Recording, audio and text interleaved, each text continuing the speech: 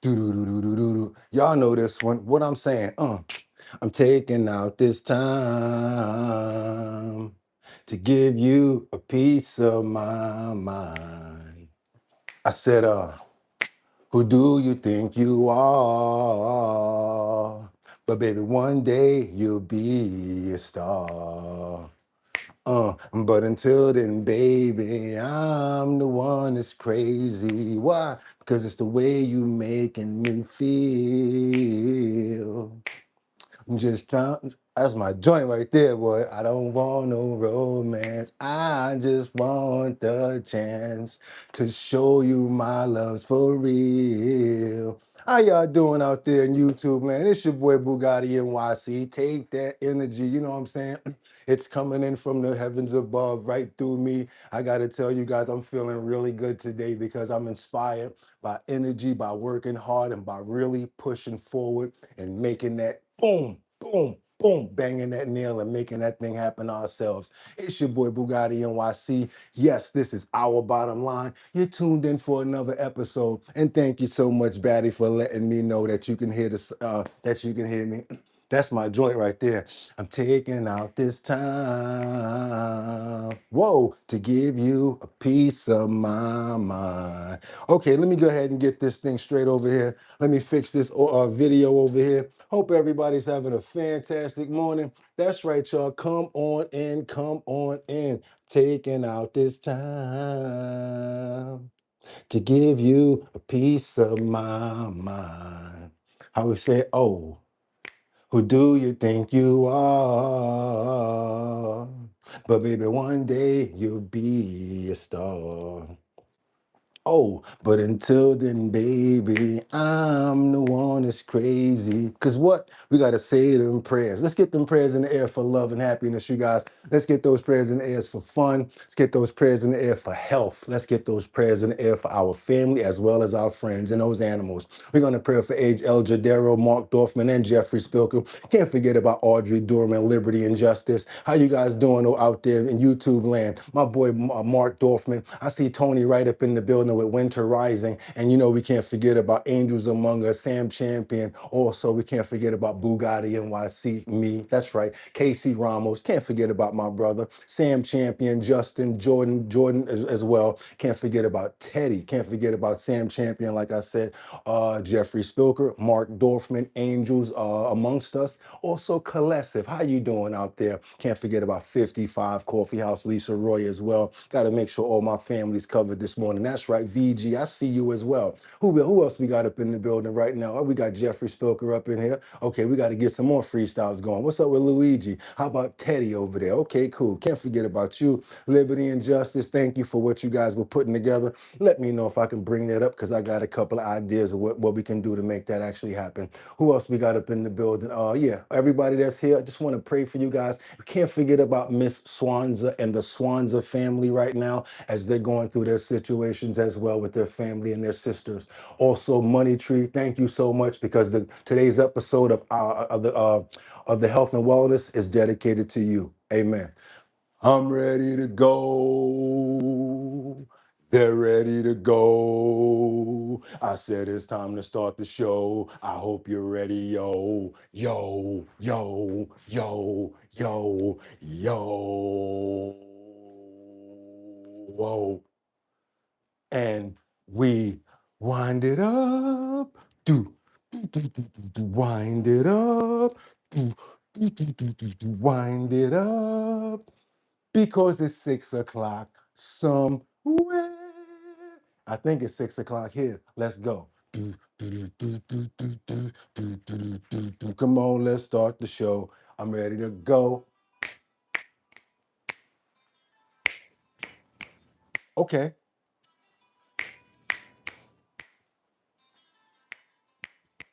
Ole. And we gotta open up those pores. We gotta open up those pores. We gotta open up those. If it's Wednesday the 24th. That's right, y'all. 2026. Six. Said I'm your host, Boogotti NYC, and this here's our bottom line. But we be talking about this and that and chat and this and this and that, where we be talking about this and that and chat and this and this and that. Just got me lit. Come on, y'all. Y'all know how we do it around these parts. We're not playing. We're coming back for that microphone. Like I said, we are still number one. This is our bottom line. Let's start it from the bottom to the, no, from the top to the bottom. The number one co-host, number one family, right? In YouTube history as well as on YouTube, right? And then you got to get to me, of course, because I couldn't do it without you and you couldn't do it without me. Number one host, especially when we're in this slot. This is our bottom line. Get ready for trending topics, current events, and much, much more. Got a lot of follow-ups and a whole bunch of things that I must bring to you. Without any further ado, because we got a lot to cover today, and you know what I'm going to say. Today is going to be a fantastic episode. Money Tree, thank you so much for your contribution to the health and wellness section, my brother. I tell you one thing, I don't know how I do it without you. I miss you when you're not around. I tell you the truth, bro. So thank you so much. And it's all about unity around here, you guys. Without any further ado, one more thing I want to say.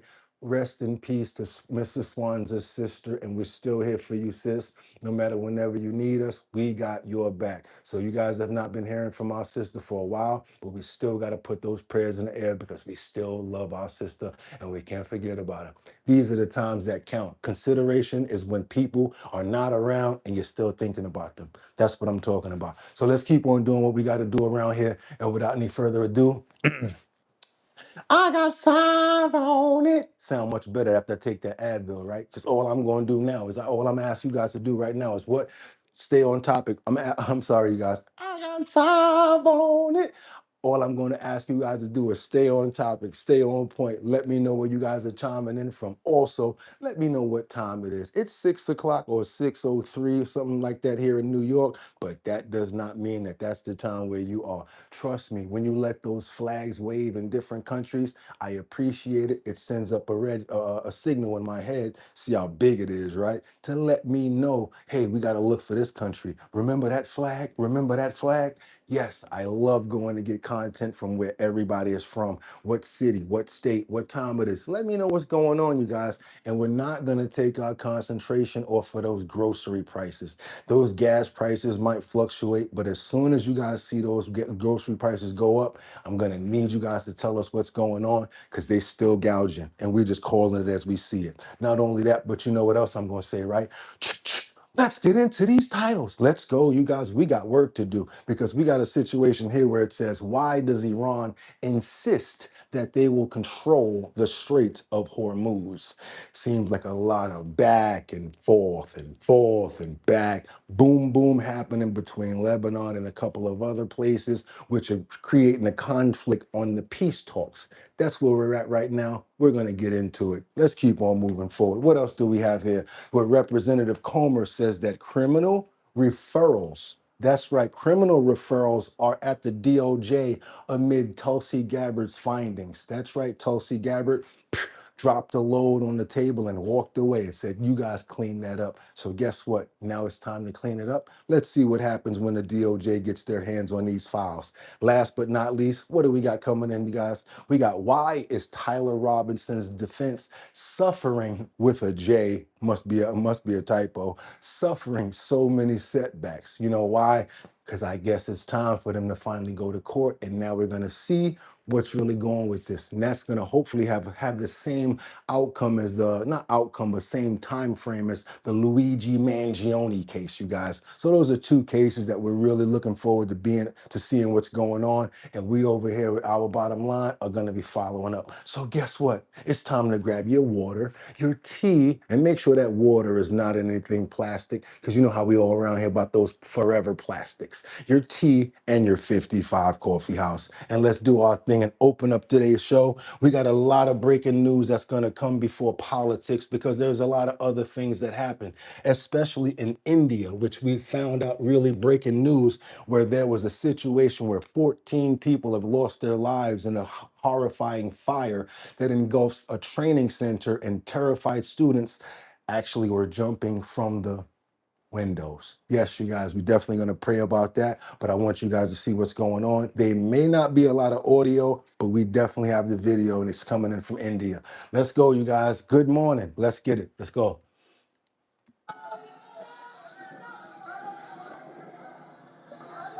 A terrifying inferno has engulfed the training center, leaving at least 14 people unalived.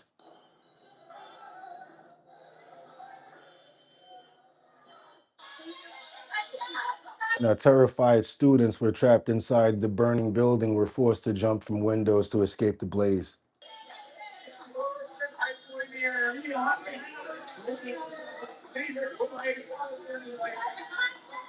The fire was the first reported at 3 p.m., with the police firefighting teams rushing to the scene in Lucknow, India.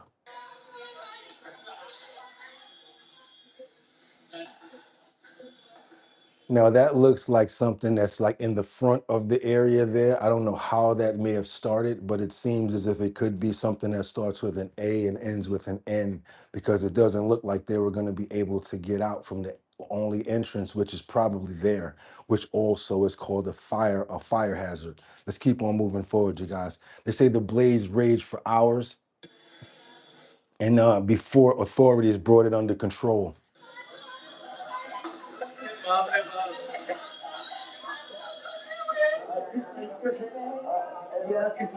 Now, rescuers drilled a hole in the side of the building as they scoured the burnt records for survivors. That also goes to show you that they did not have a good way of exits.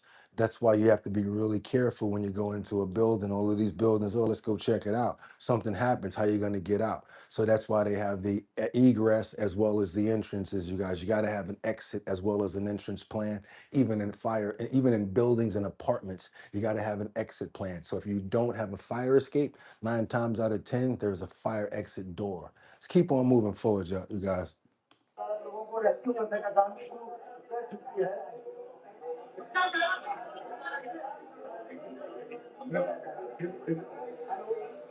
Now, the building houses a coaching center as well as a pet shop and other stores. Oh, man, come on, for real. Now we got to hear about the pet shop and the other stores.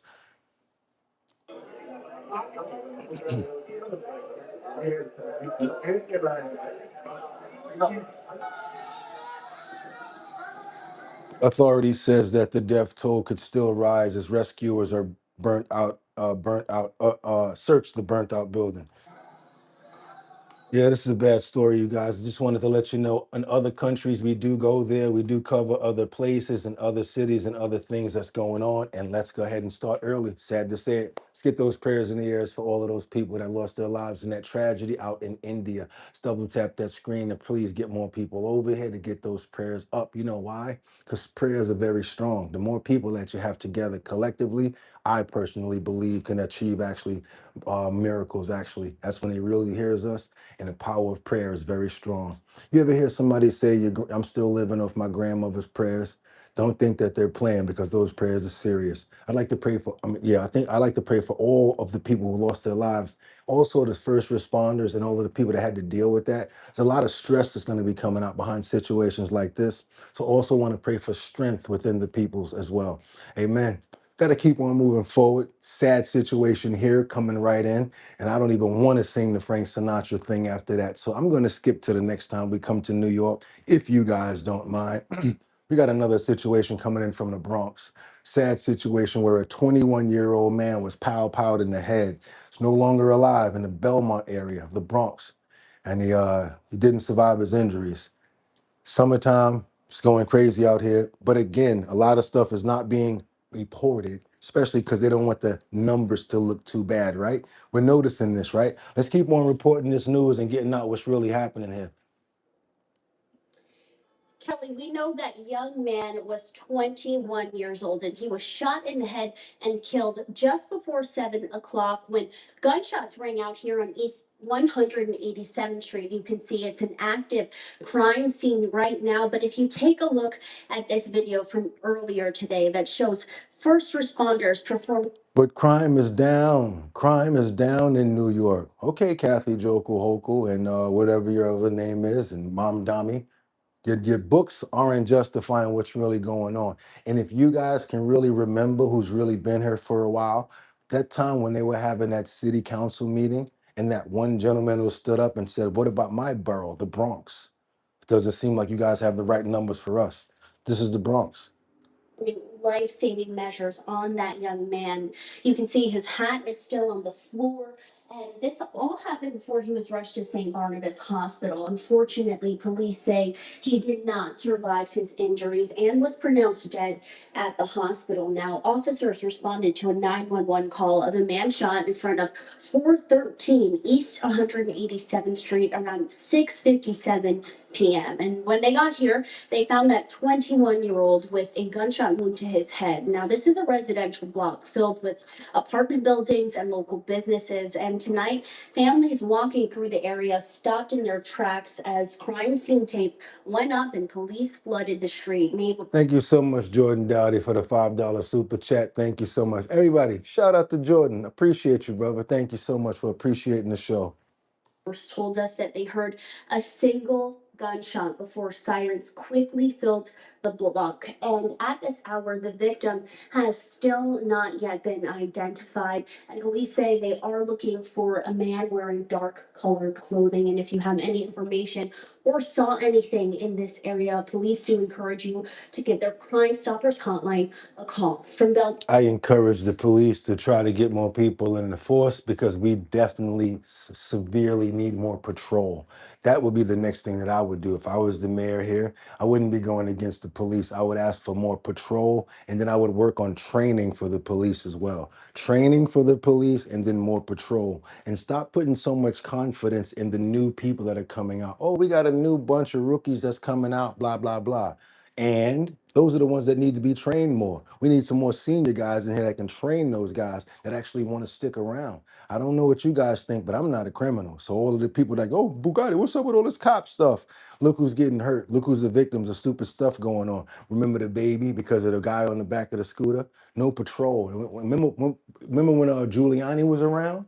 Yeah, remember all of those cops that was out there? I know people didn't like it, but I guarantee you one thing, all of this wouldn't be going on right now if we had more patrol. But the problem is, it's not a lot of police out there. They're being disrespected, don't make a lot of much money for what they do, especially for what I've seen. And then not only that, when you go to certain precincts, they have like 5 or 6 police cars that are assigned to certain areas. They can't even cover the amount of people that are in the city. You got to realize we have a lot more people now. So if there's no patrol going on, bad guy's going to say, when the cat's away, mice is gonna play. Let's keep on going, you guys. We got more going on over here. I'm trying to keep up with this new situation in Los Angeles. I'm hoping that I'm wrong with this clip because this clip is saying that the warehouse fire is still going on in California and it's been blazing for 6 days. I'm hoping that this clip is now old for one day and say, hey, maybe it stopped yesterday. Just for being honest with you guys, to be honest with you. Thanks again, Jordan Dowdy. Get rid of broken windows, gave us get rid of broken windows, gave us broken wrists. You talking about oh yeah, I got what you're saying. You're talking about put some more people out there, some patrol A out there. massive warehouse fire in Los Angeles that has been burning for 6 Thanks again, days. Jordan. The smoke is stirring public health concerns, with Mayor Karen Bass raising flags of its potential toxicity. Both she and California Governor Gavin Newsom have issued emergency declarations. CBS News correspondent Carter Evans has more. Firefighters say they're gaining ground on a massive warehouse fire that broke out Wednesday in the Boyle Heights neighborhood of Los Angeles. When we woke up today in the morning, the smell was very strong inside. Maria Haverkey and Maria Crespi live across the street from the burning building and took these videos the day the fire started. We're just hoping that it ends quick and that whatever was in there that... You definitely can have your opinion over here, FDG 1997. Let them have their opinion. I'm totally okay with people having their opinions about people. Okay, let's keep going. we inhaled doesn't make us sick someday or our family. Sunday, crews breached a wall of the building, allowing high-powered water cannons to target hotspots deep inside. So now I like the fact that you were observing that year, right? You says, was that solar panels burning? I was concerned about that too. It looked like it was coming from inside of the building, but the smoke was of course bellowing up. But that does not mean that there's not a possibility, because that smoke is right there, that at a certain point that those solar panels will not be burning. Also, what we should be worrying about is whatever toxins are now going up into the air. Think about that stuff too. And that's probably why they're wearing those masks. I would anticipate this smoke for about 2 more days, possibly 3. The fire smoke drifted more than 50 miles over the weekend and prompted state and local emergency declarations. No smoke is good, but especially the smoke that could be toxic because of the chemicals that were needed to keep the food frozen in the facility. Now someone says something really smart. Look at Winnie the Pup says, watch them build a data center after the fire goes out. Ooh, looks like enough space to do that, right? The fire started on the roof of the cold storage facility operated by Lineage Logistics. Someone is correct. If you saw that, you were right. Those are solar panels and they are ablaze. So yes, we should be concerned about whatever toxin those are. Officials say they contained a hazardous material situation after an ammonia line ruptured. But now the biggest challenge is disposing of what remains inside the facility, 85 million pounds of frozen food. We have estimated it'll take 1,700 semis to pull all that product out. I'm Carter Evans.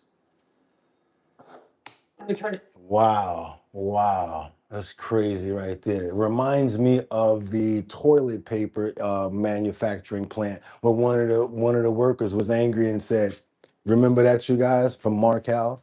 Let's pray for all of the people that are around there. I'd like to pray for all of the wildlife, all of the birds in the air, all of the animals that could possibly be affected by this. Yes, you guys, what goes up must come down as well. Think about all of the rivers and the lakes and things that are next to those places, everything that's going down into the sewers as well. Sad part about that is the only things that are actually going to be affected by that is the wildlife. Hopefully that doesn't get back into the water systems as well. It's a lot of different sorts of toxins that we see. When somebody made the great observation about, the solar panels and things like that, I have no idea what those things have in them.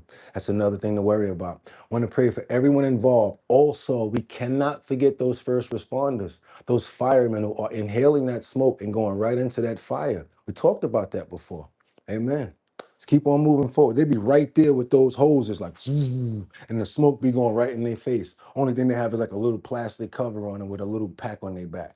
Yeah, if it wasn't for them, we'd be out of there. Let's keep on moving forward, you guys. Let's go over to New York. And if I can make it there, I'll make it bum, bum. Anywhere, it's up to you. New York, New York. I love doing that. For some reason, I just really like doing it. I love that song. Let's go, you guys, especially now. New York. Oh, don't get mad, y'all. You know what I'm saying? We are the champions, my friends. You didn't think I was going to do it once or twice? And we'll keep on fighting till the end. That's right, you guys. Let's keep it moving because y'all know who champions are. And hush it up. Hush it up. If you're not going to celebrate, hush it up. We got another situation over here where a man was, oh man, it has to do with the Knicks at the parade. This happened at the Knick parade. I wouldn't act like this if I was a part of the parade, and I would probably be more like the Samaritan in this case. We got to get on over to Brooklyn, where a man was attacked at the Knick championship parade, and a good Samaritan stepped in. So there are good people in New York. Even though there's some bad, there's really some good as well. Let's see what's going on with this, because we're going to mix it up a little bit, not just all bad. We got to get some good stuff going too. See what's going on with this story right here. A celebration turning tragic. Cell phone videos are too graphic to show Jihad Robinson's face after police say the 20-year-old Brooklyn man was slashed at the Knicks championship parade. Smacked the ball on my head and automatically blood started. Jihad says the confrontation started when the attacker touched his girlfriend, and Jihad tried to stop it. People are recording me and putting the camera in my face. I'm looking around, I'm panicking. And now, instead of them helping him, they putting the camera in his face to get content while he's bleeding. This is what the world has come to, man. I'm so sorry that this happened to him. Finally, someone came and helped me. That someone is 20-year-old Hashim Shah. Thank you, bro. The two officially meeting for the first time. More on the surprise reunion in a moment. Back to the scene, you could see Hashim in this video helping the victim. I'm looking around and it's just all I see is people just recording. No one has the decency to at least help them out. The physical therapist from Queens jumped in with the assist, using his Jalen Brunson jersey right off his back. Out of instinct, I took off my jersey. I folded it and immediately went up to him. He held that jersey to my neck, told me I was gonna be okay. Hashim says he held the jersey until NYPD officers arrived. Jihad was taken to Bellevue Hospital where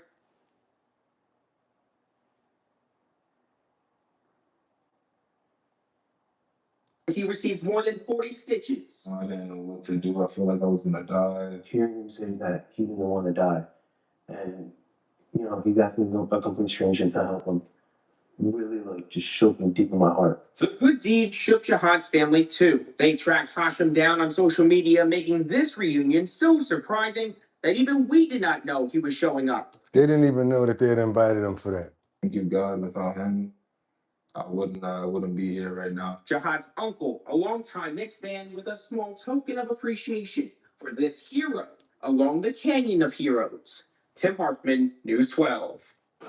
He gave him his signed jersey that he got from the Knicks players. Ain't that cool? See what I'm saying? See, even though it was a bad thing that happened out of that, something good came out of it. New Yorkers, please do better. Please help each other in times as well. Don't just walk by people and stop just picking up your phone for content. To be honest with you, a lot of these networks, social networks, they need to be flagged for even putting up this content. And I'm saying it first. Like soon as it go up, boop, no, you can't put that up, sorry. No, it just needs to be blocked at this point because now let's make it worth nothing to the people that want so much out of seeing something out of negativity. How about that? Let's do something different now. I want to pray for this family. I want to pray for the person that helped out and thank him.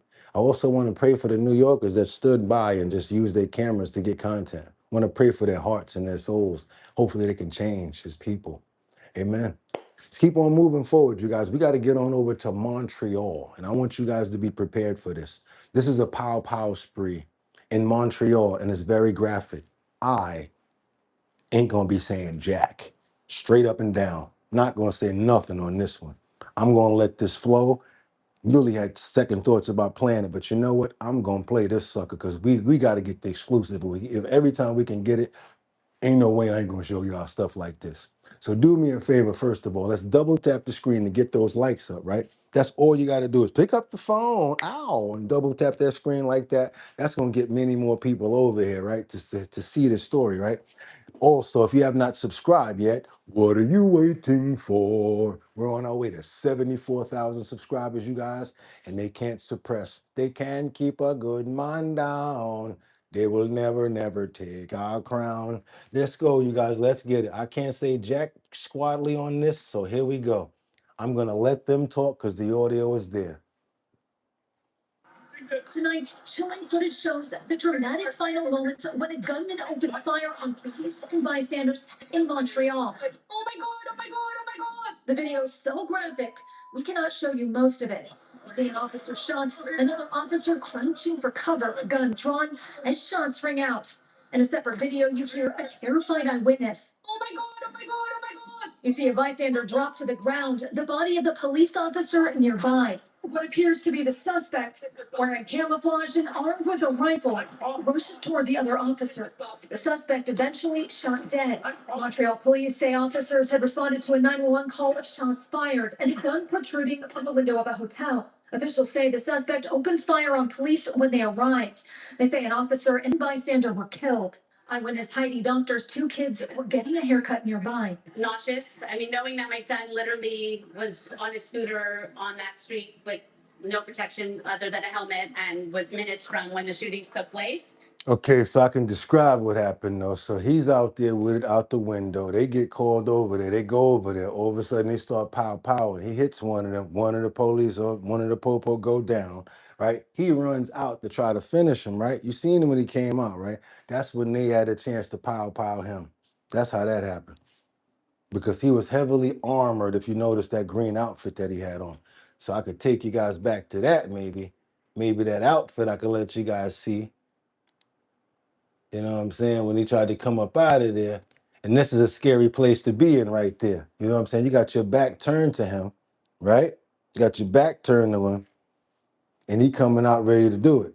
So I'm gonna just cue it on back up to where it was. Let's go. Let's keep on moving.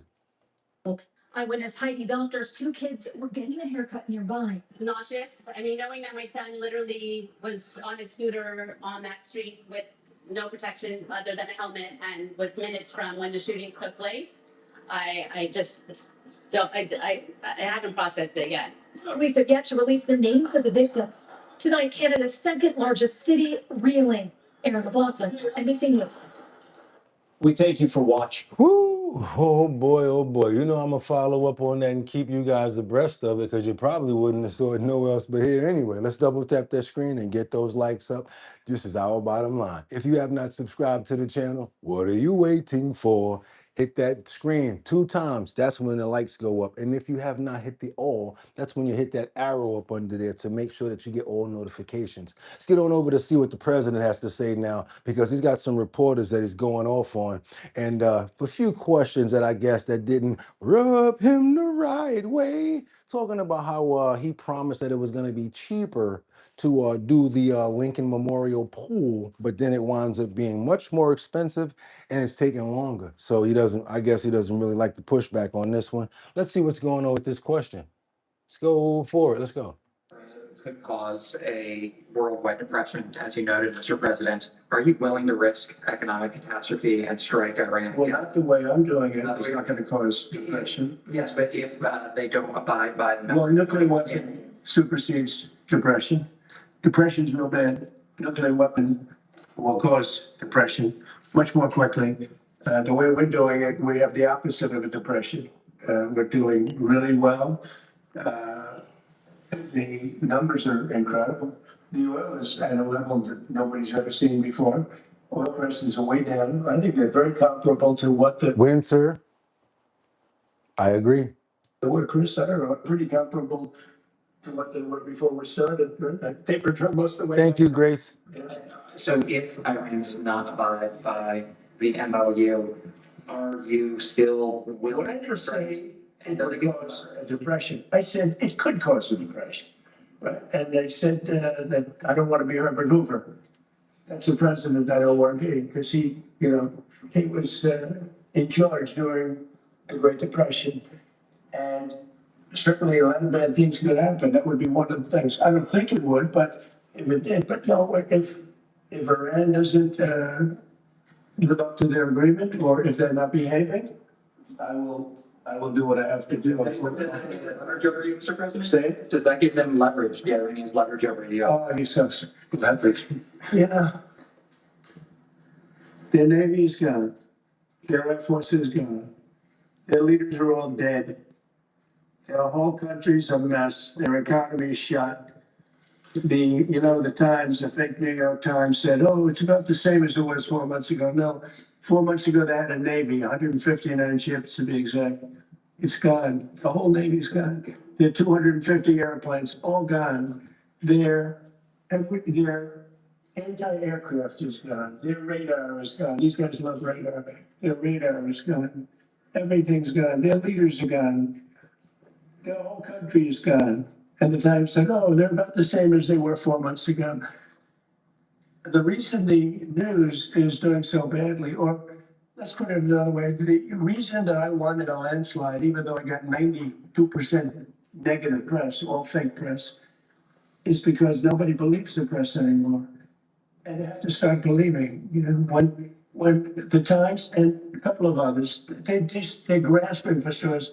When they say that Iran is about the same as it was 4 months. 4 months ago, they had a powerful Navy, they had a powerful Air Force. Most of their missiles are gone. Most of their launching pads are gone. Most of their manufacturing capacity for drones and missiles is gone. About 87% gone. And then I hear, oh, you're in such great shape. No, they're gone. And their first level of leaders, gone. That next question, a next scene is going to be in the next clip. It must be reversed. The one with the pool, that one was more important. So I must have switched it. But what do you guys have to say about that? Do you feel like Iran is in a stronger position now? Because we could say with the $350 billion that's being promised to them, they'll be able to buy back a lot of that stuff. Let's keep on moving forward and double tap that screen to get those likes up. I just have to make sure that certain things are always making sure that we always have a level playing field here. So we're going to see what Iran is talking about because they insist that they're going to control the Strait of Hormuz as Trump issues threats if they don't behave.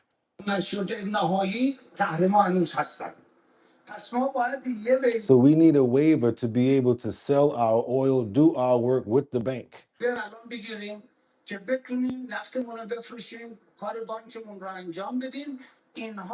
This needs to be, come on, released temporarily until we can remove the sanctions. از الان این ویور انجام شده تو پس این بود که ما باید چارچوب They need to create a mechanism to follow up on.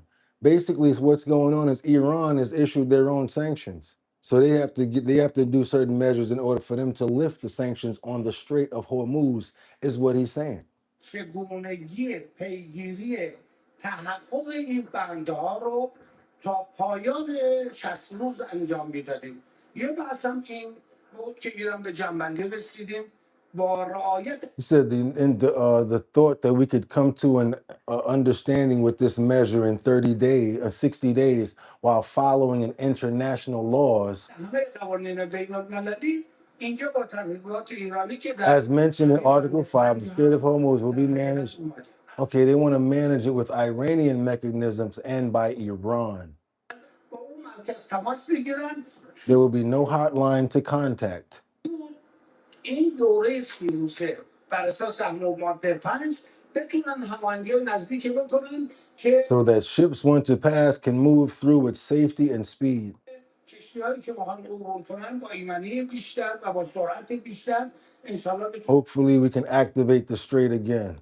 شرایط تنگه رو از جهت تردد in terms of passage. و حجم تردد بتونیم فعال کنیم و and bring back prosperity back to regional and global economy. Let's see. That's what we got on that right there. As long as they're not booming right now, I do say that that's actually doing good. That's actually a better thing. Is this the one about the pool? Yeah, let's see what's going on with the proof about the vandalizing that they're saying that's going on with the pool. Part of what's curious about this situation is we stood here with you in April when you first revealed the plans. I said, what? In April, when you showed us pictures of what you were going to do, when you said the guy was going to do it in a week for about $1 million. I got a guy. He can do the whole thing. Give him $1 million. We'll be good. That's what he's trying to say, Trump said. Well, it's been 2 months and $16.5 million. Yeah, okay, ready? Barack Hussein Obama, have you ever heard of him? Yeah. He spent 2 years and over $100 million on trying to fix it. You know what happened to it? Never even opened. Right. He took the water from the river. You know about that, right? It turned out to be putrid, and it destroyed the whole thing. Spent over $100 million. Him and Biden together spent $147 million. You know what happened? Never opened. You don't mention that, right? But we spent about 10. Much of the money we spent are park workers. They're there whether they do this or not, as you know. They work in the park, and they're very good workers. They did a great job. So they were going to spend $300 to $400 million. You know that, and it was going to take 4 years. I spent about 6-7 weeks, and I spent probably in terms of outside, probably $10 million, around 10. They say 16, but a lot of those workers that work for the same thing. So they were going to spend $400 million. I spent 10. They were going to spend 4 years. I spent 2 months, maybe less. And I have a better product. Now, I can't help it if somebody goes in with a knife and starts hacking it up.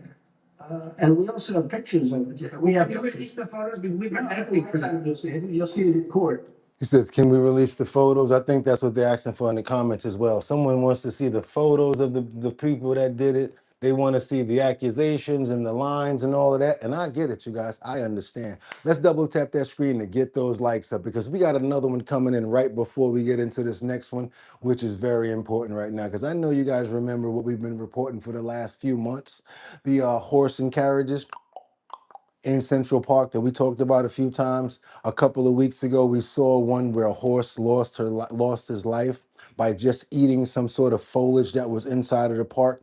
Right after that, we had another incident where one of the carriage drivers well, incorrectly stood outside and took a photo of people while they were inside of the carriage. Horse gets spooked and takes off, which is why they always tell their drivers never to get out because you never know when the horse can get spooked. You're in the city. You never know what sound or what can happen. The horse can see something and get spooked and just wants to run off. That's why you're never supposed to take a photo and step out of out of the horse carriage if you're the driver. So now, after all of this, after the 18-year-old has lost his life, yesterday they started to go back into the horse and carriage rides back into Central Park. Had a couple of updates I want you guys to see about this because a lot of people have opinions about the horse and carriages in New York.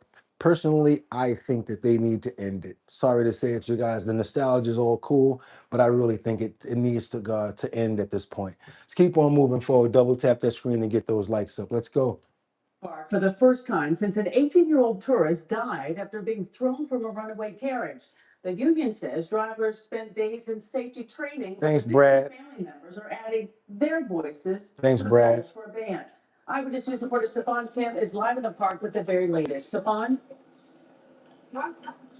Well, Charlie, some will argue they are part of this city's history. Others will say that is exactly where they belong in the past. Horse carriage rides are back in Central Park today, but the question is, for how much longer? Almost a week after horse carriage drivers hit the pause button, tourists are back in Central Park taking horse carriage rides. Happy to see them back. Some New Yorkers, though, are not. This is everybody's park, and the smell is just horrendous. And I've noticed the last few days, it's been so pleasant. Basically, just having the park where it says it smells, smelling the grass and the trees. Horse carriage drivers have been on a self-imposed break, taking refresher safety training courses after an 18-year-old tourist was thrown from a carriage and killed last week. The driver was suspended for being outside his carriage to take a photo of the family, something a driver is never supposed to do. Emphasizing most notably the importance of there never being passengers in the carriage unless there's a driver on the box with the lines in their hand. And so that was the main focus of our training. Horses have been here in New York City for 400 years. Central Park was designed by Frederick Law Olmsted to be seen from the back of a horse carriage from the carriage drives. But advocates who have been fighting for over a decade to ban. Didn't even think about that one. Look at that. Somebody said, look at Sweet RV says somebody probably hit the flash on their phone and it messed them up. And yeah, it could have been anything. Now check this out. Curious about our focus on our bottom line. We discuss critical real news topics and actively seek strategic solutions on the challenges facing our nation today. That's what we do over here at Our Bottom Line. Thank you, Liberty and Justice. I love it when she does that. Let's keep on going, y'all. And horse carriages say it is time to move on. 2026. You cannot change this environment. Blaming other people. Christina Hansen has blamed garbage trucks for the horse that got loose last year, where another person was in the carriage and had to bail out over on the east side of the path. Okay, you can't fix that. Anything can set them off, especially here in Manhattan. And while the union representing drivers says it's uncommon for drivers to exit their carriage to take photos, others say they see it all the time. Every single day they do that. So that is, of course, that's... They do it every day, to be honest with you, because the person in the back, they want to get a photo of them being in the horse and on the carriage, right? So who else is going to take the photo? Some random person? They don't want them in. Can you take our photo? So 9 times out of 10, they do it. And this is one time that it got out of hand. That's what tourists want. They want a photo, and they have 4 of them, and they want the person who's available to take a photo. The City Council Speaker has scheduled a hearing on a bill that would ban horse carriages for next month. The mayor says it is time to end horse carriage rides in city parks. The victim's family says they will not rest until carriage rides are banned. Reporting live in Central Park, Stefan Kim, Channel 7. Eyewitness News. And we got a jokester. Somebody says she looks stupid in that hat. What do you guys think? Do you think she looks stupid in that very large hat? Or do you think that's just goes along with riding horses? A lot of people are saying that she looks stupid in that hat. I don't know. Let's keep on moving forward. You guys double tap that screen. I don't want to downplay the story because, like I said, I think they need to get those horses just in the just doing what they want to do, running in pastures and just chilling. Even the concrete is not good for horses. The number one thing I used to be worried about when I rode horses was when they told me that if a horse was running on the ground or the concrete, they could actually slip and break their legs because of the metal that's under their hooves. And it makes a lot of sense. I'd rather have them riding with just their hooves than that metal, because if they slip the wrong way because the metal's making them slide, they possibly can break their leg. And that's one way you have to put a horse down immediately. If I'm incorrect about that, anybody out there can correct me about that. And I will happily be wrong, like to be wrong about that right there. But from what I heard from a horse rider that was training me, said be careful if he ever gets on that on the black tar, he can slip and break their legs because it's like it can get away from them if they're running really fast. And it makes a lot of sense. You guys probably saw it happen in a lot of movies, but we don't know if that's the truth. Let me know if I'm incorrect about that. Again, I'd like to be wrong about that, but that's what the trainer told me. That taught me how to ride. Let's keep on moving forward and double tap that screen. See you go. See that? Do you see? See? They have rubber horseshoes, but a lot of them don't have them, Choo Choo. Look at Sweet RV. I've heard that too. They need human pull rickshaws. No, not all horses get put down for that. Okay, you can't put horses on pavement or concrete without shoes because it can bust the hooves. Okay, anybody, come on, let's talk about that. As a matter of fact, anybody got content on that? I would love it. I would love it. I would love any information on that. You're not wrong. My granddaughter is training. Thank you so much. And let's let everybody else know about these situations here. Thank you so much, guys. Let's build on that. That's when I like for everybody to come together on these topics, because we learn so much more about one thing. And it's really important. Thank you, guys. Let's double tap that screen and get those likes up. In New York City, they all have rubber shoes. I'm not sure. I'm not sure about that, 55. I'm going to actually go over there and check. Okay, let's keep on moving forward and double tap that screen to get those likes up. What you said, good morning. A drunk driver hit a tree in South Carolina going 90 and 45. Sued the city because the tree was a danger. Wow, that's crazy. Who the hell is Eric? I don't know who the hell they're talking about. Let's keep on moving forward, you guys. Let's double tap that screen and get those likes. Oh, maybe they're talking about another person. Okay, that was you, Winter. Let's get on over here to see this situation right here. Let's get on these Teslas, because these Teslas, sorry, Elon, I rock with you, bro. But when I start seeing a lot of stories about your cars and different things going on, I'm gonna have to call you out. So we're gonna go to SpaceX first, and we're gonna see the Starfall re-entry capsule for the first time, and it's gonna stick the landing. Let's go for that. T-minus 10. So we're gonna check out SpaceX first and a successful, liftoff. 9, 8, 7, 6, 5, 4, 3, 2, 1. Ignition. And liftoff. Go Falcon and go Starfall.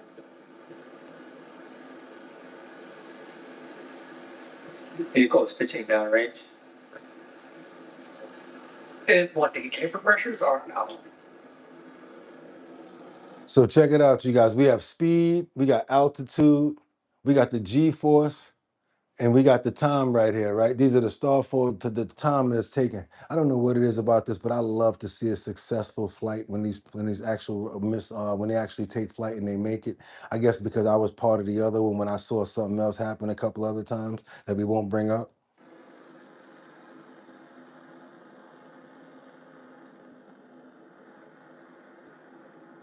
Yeah, just something about like liftoffs and stuff. I really like these. At T plus 30 seconds into flight, Falcon 9 has successfully lifted off from Space Launch Complex 40 at Cape Canaveral Space Force Station in Florida. It's like watching a vehicle. Now It's we're like currently throttling down the M1D engines to prepare for max Q, which is the point of maximum awareness level development. And good call out there. I like these, yeah. We're currently throttling down the M1D engines to prepare for max Q, which is the point of maximum aerodynamic. SpaceX.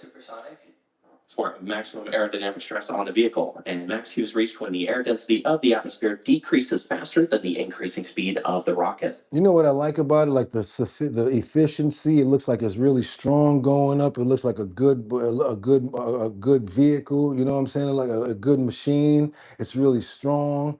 Like they really took their time to really get this thing going. Like, you know, that's why they were able to go up there and save them other people that got caught up there, huh, Elon? Good work. Good work. And there's that call out for Max Q. We've also got some wonderful views of the Florida coast as Falcon 9 ascends. Now we're going to have several events coming up in quick succession, starting with MECO, followed by stage separation, and then second engine start, or SES1. Main engine cutoff, or MECO, is when all 9 engines on the Falcon 9 first stage shut down. This is then followed by... Chill has started. And good call out there for MVAC chill. MECO will then be followed by stage separation, where That boy makes a good missile, man. He makes a good missile. I mean, he makes a good spaceship. I tell you that. One thing that's not so good is the Teslas, though. You need to pay a little more concentration on the Teslas, Elon, because I got a lot of reports coming up on the failures. We got to get into this situation here. We got 6 Teslas that caught fire on the Florida Turnpike. The thruway shut down over toxic fumes, Mr. Musk. Come on, you guys, let's see what's going on with this. Then I got another follow-up story that's even crazier. I'm Michael Hoffman in Martin County. With more electric vehicles on the road, firefighters are having to train to fight a new type of danger, lithium-ion battery fires. Just on Friday, 6 Teslas went up in flames, shutting down 2 major highways. Oh my gosh, that's a car carrier. Shocking video. Oh my gosh. Showing what Martin County Fire Rescue says is becoming a growing trend. It's becoming, I would say, more monthly, almost weekly. We've had to change how we combat these fires. Those fires are very high powered. You can't just hit them with water. You got to have a special treatment, like he's saying. Like those battery fires are really serious, you guys. The lithium is serious. Because it's destroying some of our gear. It's destroying our equipment. District Chief Joshua Schell says the danger was clear Friday night. A breakdown on the trailer hauling 6 brand new Teslas caught fire, and flames quickly spread to all 6 vehicles. The 6 Teslas were on fire. It changes the dynamics of how we fight those types of fires. We call it thermal runaway. So what happens with EV fires is they're self-sustaining. They actually can create their own energy. So once a battery catches on fire, it just creates more energy and actually starts to create explosions. It starts to create different gases, toxic gases. He says that's why crews had to shut down the turnpike and parts of I-95. Fire Rescue's hazmat unit brought special sensors to check for dangerous fumes. Thermal runaway creates toxic gases. There was multiple explosions. Lithium will melt metal, Brian. You're right. So on car parts all over both highways. So at that point. So check this out, Brian. Check this out. What if it was one of the cars on the top that started going, that got hot, right? And it started dripping on the car on the bottom. You get me? Then the next car. And then it just catch on. You know what I'm saying? That's how it probably caught on, all 6 of them. And they make their own energy. You heard what he said. Like I said, we let it burn out. It was the safest thing to do. District Chief Schell says toxic fumes and thermal runaway make EV fires tough to fight. It takes a huge amount of water, and those chemicals can leak into the ground and waterways. If your electric car catches fire, here's what he recommends. We would honestly recommend, and once it's bigger than a smaller fire and you can't handle it, is to honestly just exit the vehicle, call 911, wait for first responders, and stay out of the smoke. The biggest thing is to stay upwind of it, out of the smoke. And they trying to make people get those cars? County, Michael Hoffman, WPT. Man, listen, y'all don't listen to these people out here trying to force us to get them kind of cars, talking about EV and all of that. And nah, I'm good. I'll go back to the old school. I'd rather sit there like that with the gas in the back of the trunk, y'all. For real, for real. Let's go back, you guys. Let's go back. I'll stick with my Chevy. Look at that. Look at Scooter Ginger. I'll stick with my Chevy. There you go. American made, baby. There you go. What y'all got to say about that? It's all about the green and with the government. Adam, what you guys driving out there? You guys, let's keep on moving forward. You guys double tap that screen and get those likes up. We got to get on over to Washington because we got finally 7 Minnesota providers are among 453 charged with healthcare fraud.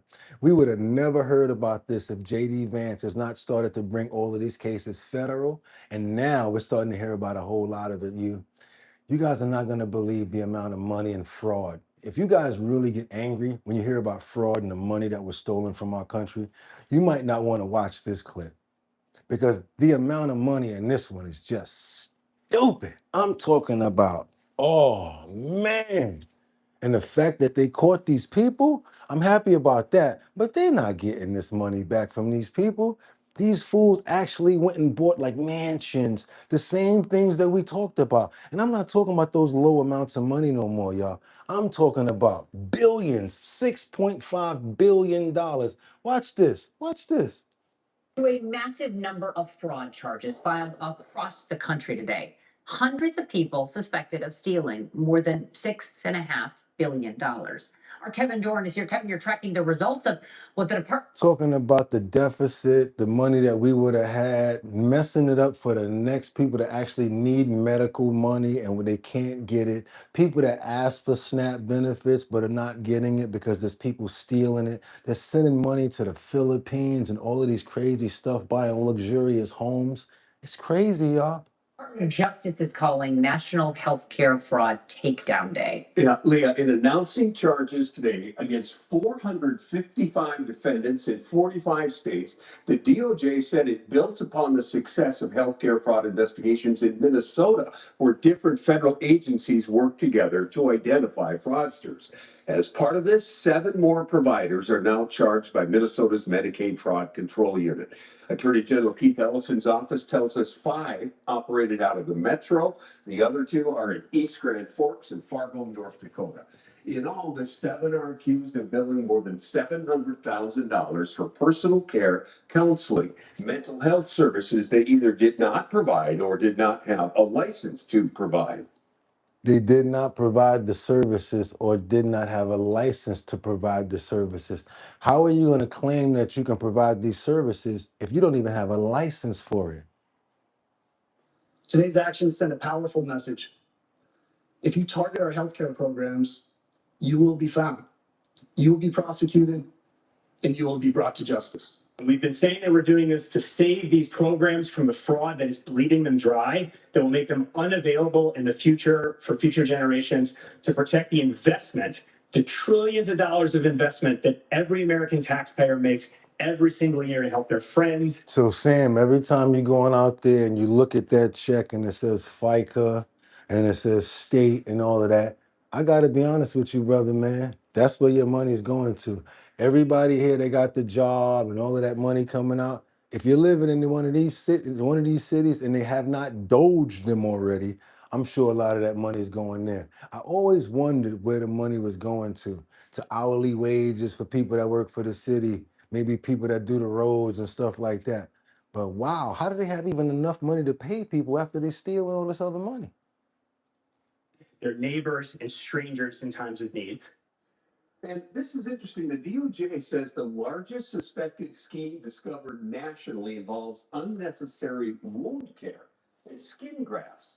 11 defendants submitted more than $2 billion in fraudulent claims, with the money going to multi-million-dollar homes, jewelry, and even a resort in the Philippines. Paul? Okay, Kevin Dorn reporting on it. Thank you. And then they talking about we don't have enough money for Social Security. We don't have enough money for this.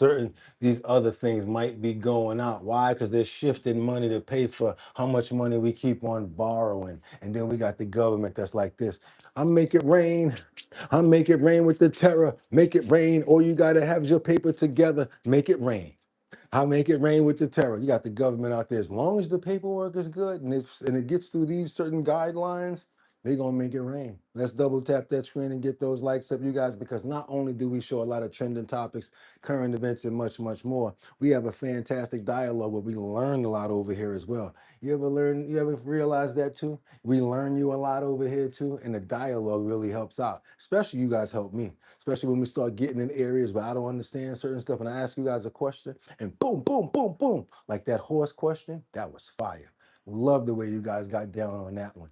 That's what the show is about. Everybody, and I guarantee you one thing you ain't realized, Republicans, Democrats, independents, and conservatives chimed in on that question. See what I'm trying to say?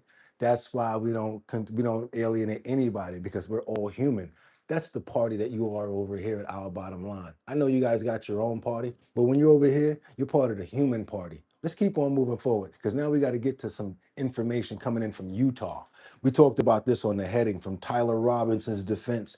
They're suffering major setbacks as the judge says, yeah, some of that evidence will not be allowed. Let's go, you guys. Let's go. Accused Charlie Kirk assassin Tyler Robinson and his defense team suffering a huge loss in court. The judge ruling yesterday that hearsay evidence will be allowed during the preliminary hearing next month, specifically rejecting the defense's request to compel Robinson's former roommate and Yeah, so your boyfriend, all that information that he gave up, the questions and the phone calls and all of that, yeah, they're going to keep all of that information. lover to testify in person. Criminal defense attorney Ken Belkin joins me now to discuss. Ken, seems like the judge made the proper decision under the law. Your thoughts? Yeah, I mean, people have to understand this is a hearing not about innocence or guilt. It's a probable cause hearing.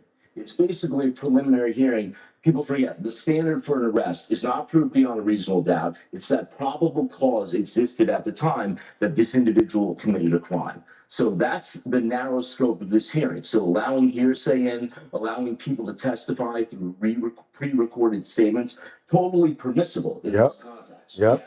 There are relaxed evidentiary rules.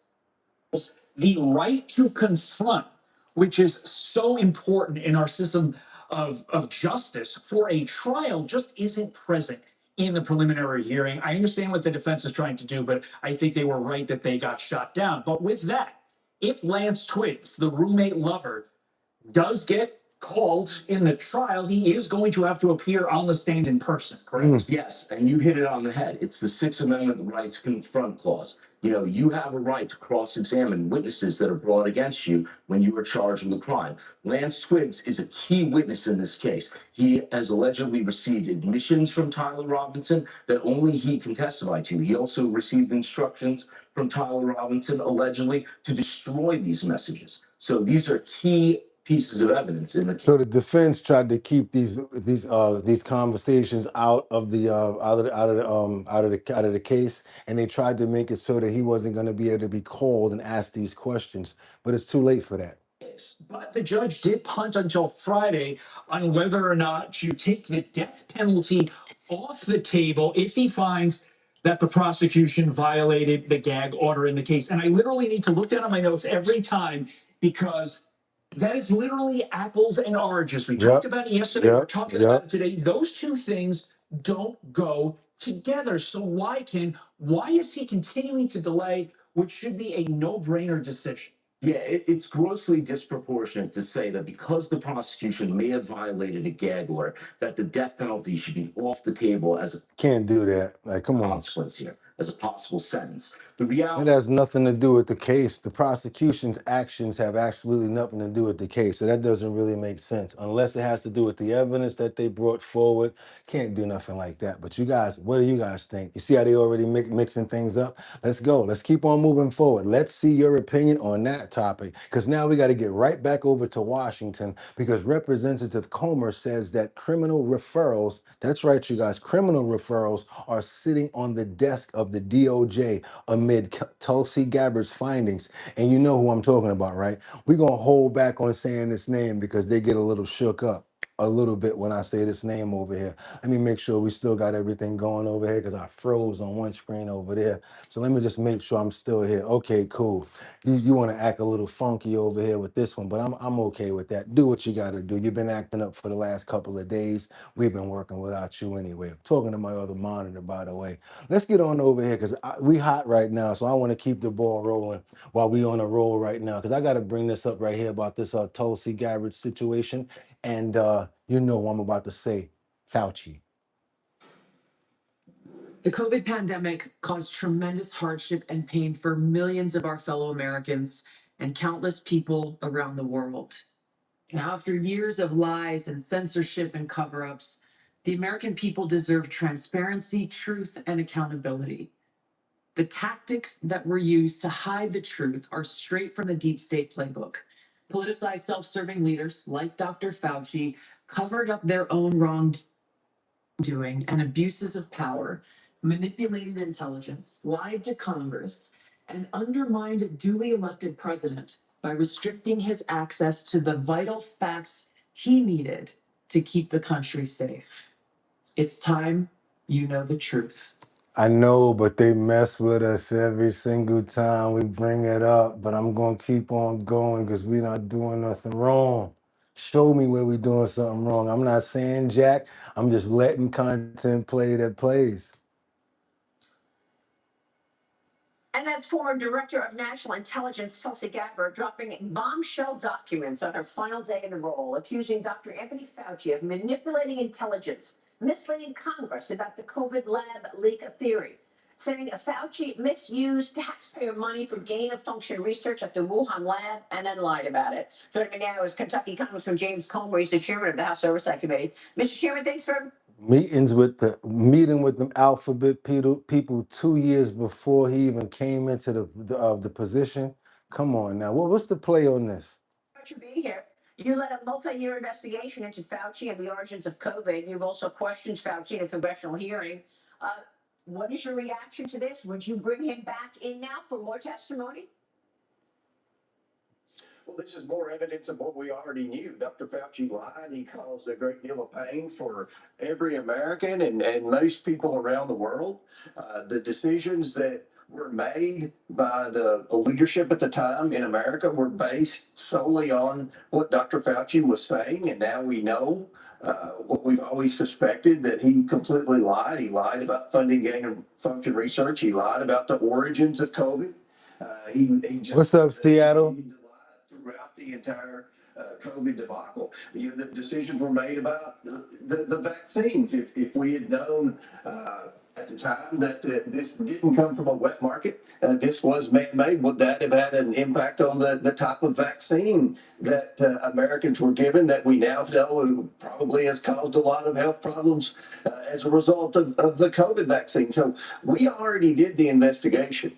And we already have criminal referrals sitting on the desk at the Department of Justice. The Senate did the same. The Senate Homeland Security also has criminal referrals dating back a year and a half on Dr. Fauci. We also, my committee, the Oversight Committee, did an investigation of the pardon that Joe Biden gave, all the pardons. And we concluded that Joe Biden wasn't at the table. There were no meetings with Joe Biden. The Constitution's clear. The president has sole authority to grant pardons, but there's no evidence that at the time that President Biden was even involved in the pardon process. They were signed by the autopen, but there's no evidence.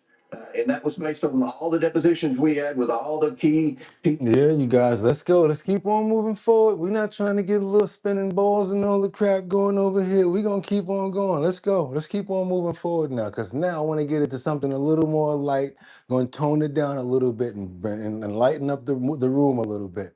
Because now I see you guys moving in them comments, because y'all know what's up. Yeah, that's why he got the pardon. Y'all know what's up. Why was he got that Hunter Biden pardon? The one that's for now or whatever you try to bring up after them. That's not right. And then if it was that auto pen, they need to find out if it was, because hopefully if they can take that back, that'll be a good way to go ahead and get those federal charges. Because as you guys can see, it's hard to bring federal charges. That's why most of the states are trying to bring charges now. Let's keep on moving forward. Let's get into some American business. Because as a result of what's going on with OVID back in the day, and then they had another situation with the monetary going really bad because of business and couldn't work, a lot of young people had to stay at home. They had to do what? Live with their parents. So what's going on now is a lot more people are staying with their parents because many people just can't afford to live without it. And then some of them have the comforts of home. But what do you guys think about this when it comes down to affordability? Back in the day, you can go and afford a nice little place to stay, get a job or whatever. It may not be in a good neighborhood, but at least you can get your own place.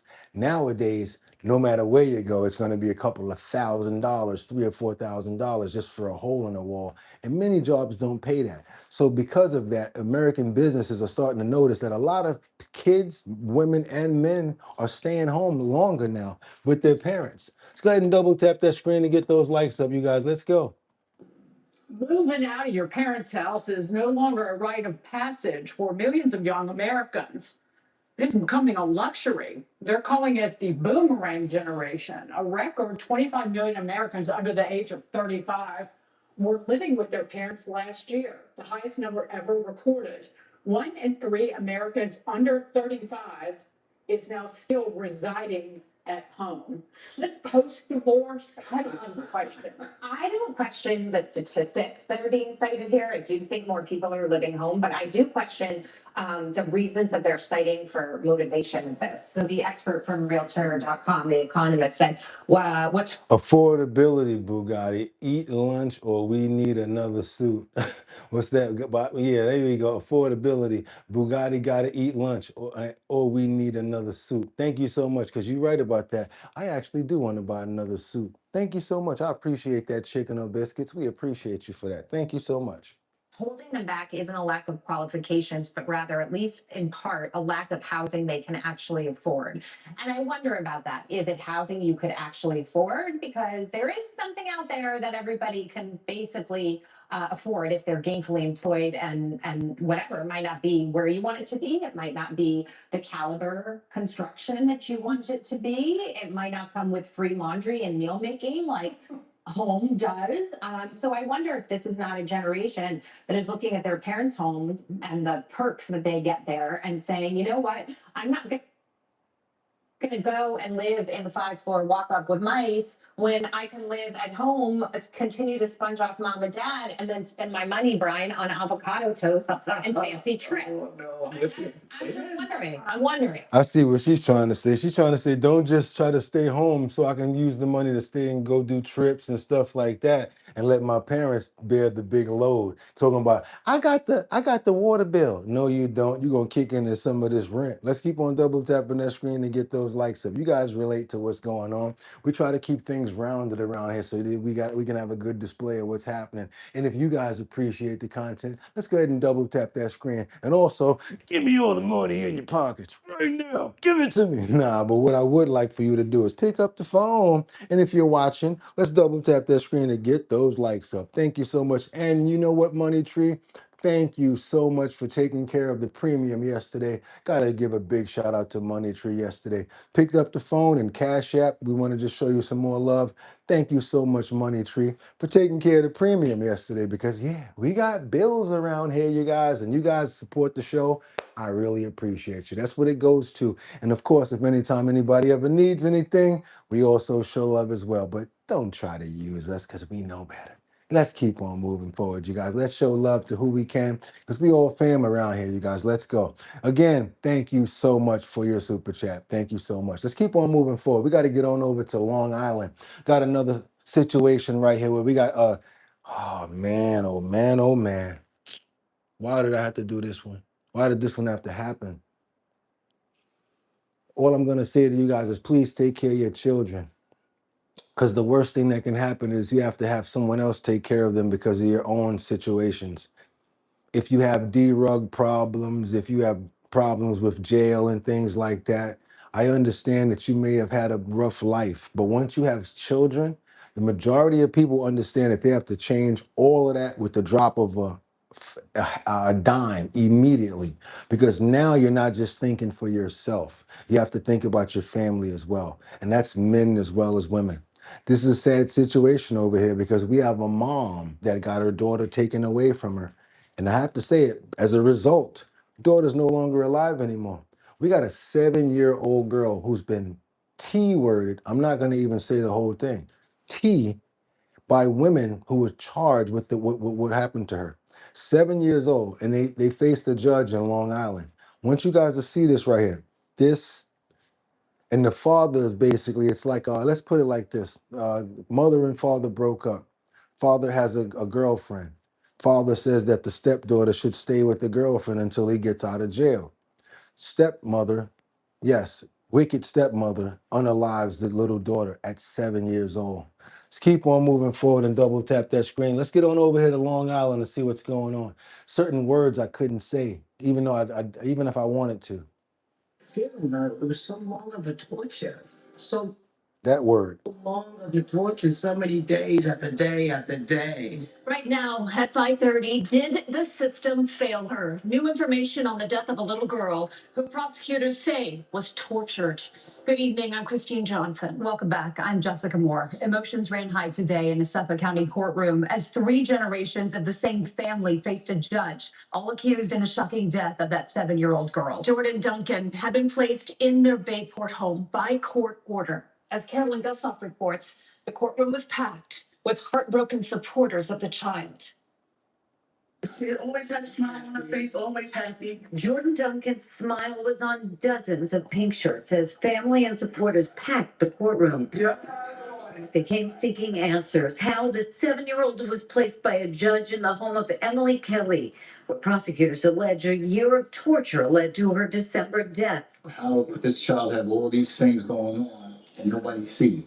You know, were they blind? Prosecutors allege repeated abuse. The child tied up in a bathtub and videotaped. An autopsy documented more than 90 injuries. She missed 40 days of school. In each case, Kelly provided an excuse. Sources say school officials did not report and were not required to report her absences to authorities without suspicions of abuse. The system failing her. It was so long of a torture. So long of a torture, so many days after day after day. Jordan's mother had lost custody amid alleged drug use. Her father incarcerated. Sources say the child was placed with Kelly, the child's father's fiance, with his approval. But no kid should ever suffer the way my granddaughter suffered. CPS needs to answer. The schools need to answer. Kelly, her mother Barbara Renner, and daughter Elisa Seymour are all charged. Kelly's accused of depraved indifference murder. That requires cruel and wickedness. We don't think that this conduct of my client even comes close. The fact that she's charged along with her mother and her daughter is shocking to her. So this is the defense. He got the nerve. One at a time, each woman stood silent in front of the judge. Cameras were not allowed after their attorneys argued that the public seeing them in jail clothing and handcuffed would harm their defense. John's families compiled a legal team to investigate what went wrong. But those who were assigned to protect her didn't. For now, supporters are focused on the little girl who will never grow up. We love her so much and we miss her. And seeking justice. In Riverhead, Long Island, Carolyn Gussoff, CBS News, New York. Now, today's court date was about making sure both sides have exchanged the necessary information for preparing for the next phase of this case. Oh my God. Boy, oh boy. I want to pray for her. Amen. I want to pray for the family. I want to pray for the little child. I want to pray for all little children that are in abusive situations like this. It's our responsibility to snitch. Call me what you want, but I'm telling. If I find out anything ever like this, I'm telling. And I'm going to tell you like this right now. I've told already. I've told before.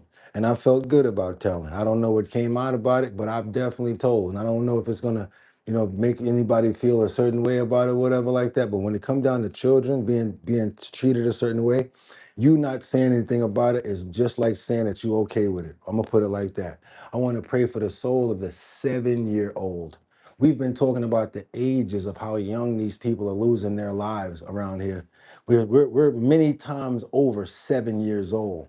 But can you imagine how much life that this beautiful angel has lost, and she had to do it by being the T word by these animals? I want to pray for her soul, and that now she finally rests in peace, and that this situation gets taken care of as well as we can handle it, you Lord. Amen. Because there's certain things I would like to say, but I just can't. I just got to be honest with you, and it's hard to mix up that with. It's hard to go from praying to what I really other stuff that I want to say when I think about how bad this is. Terrible situation.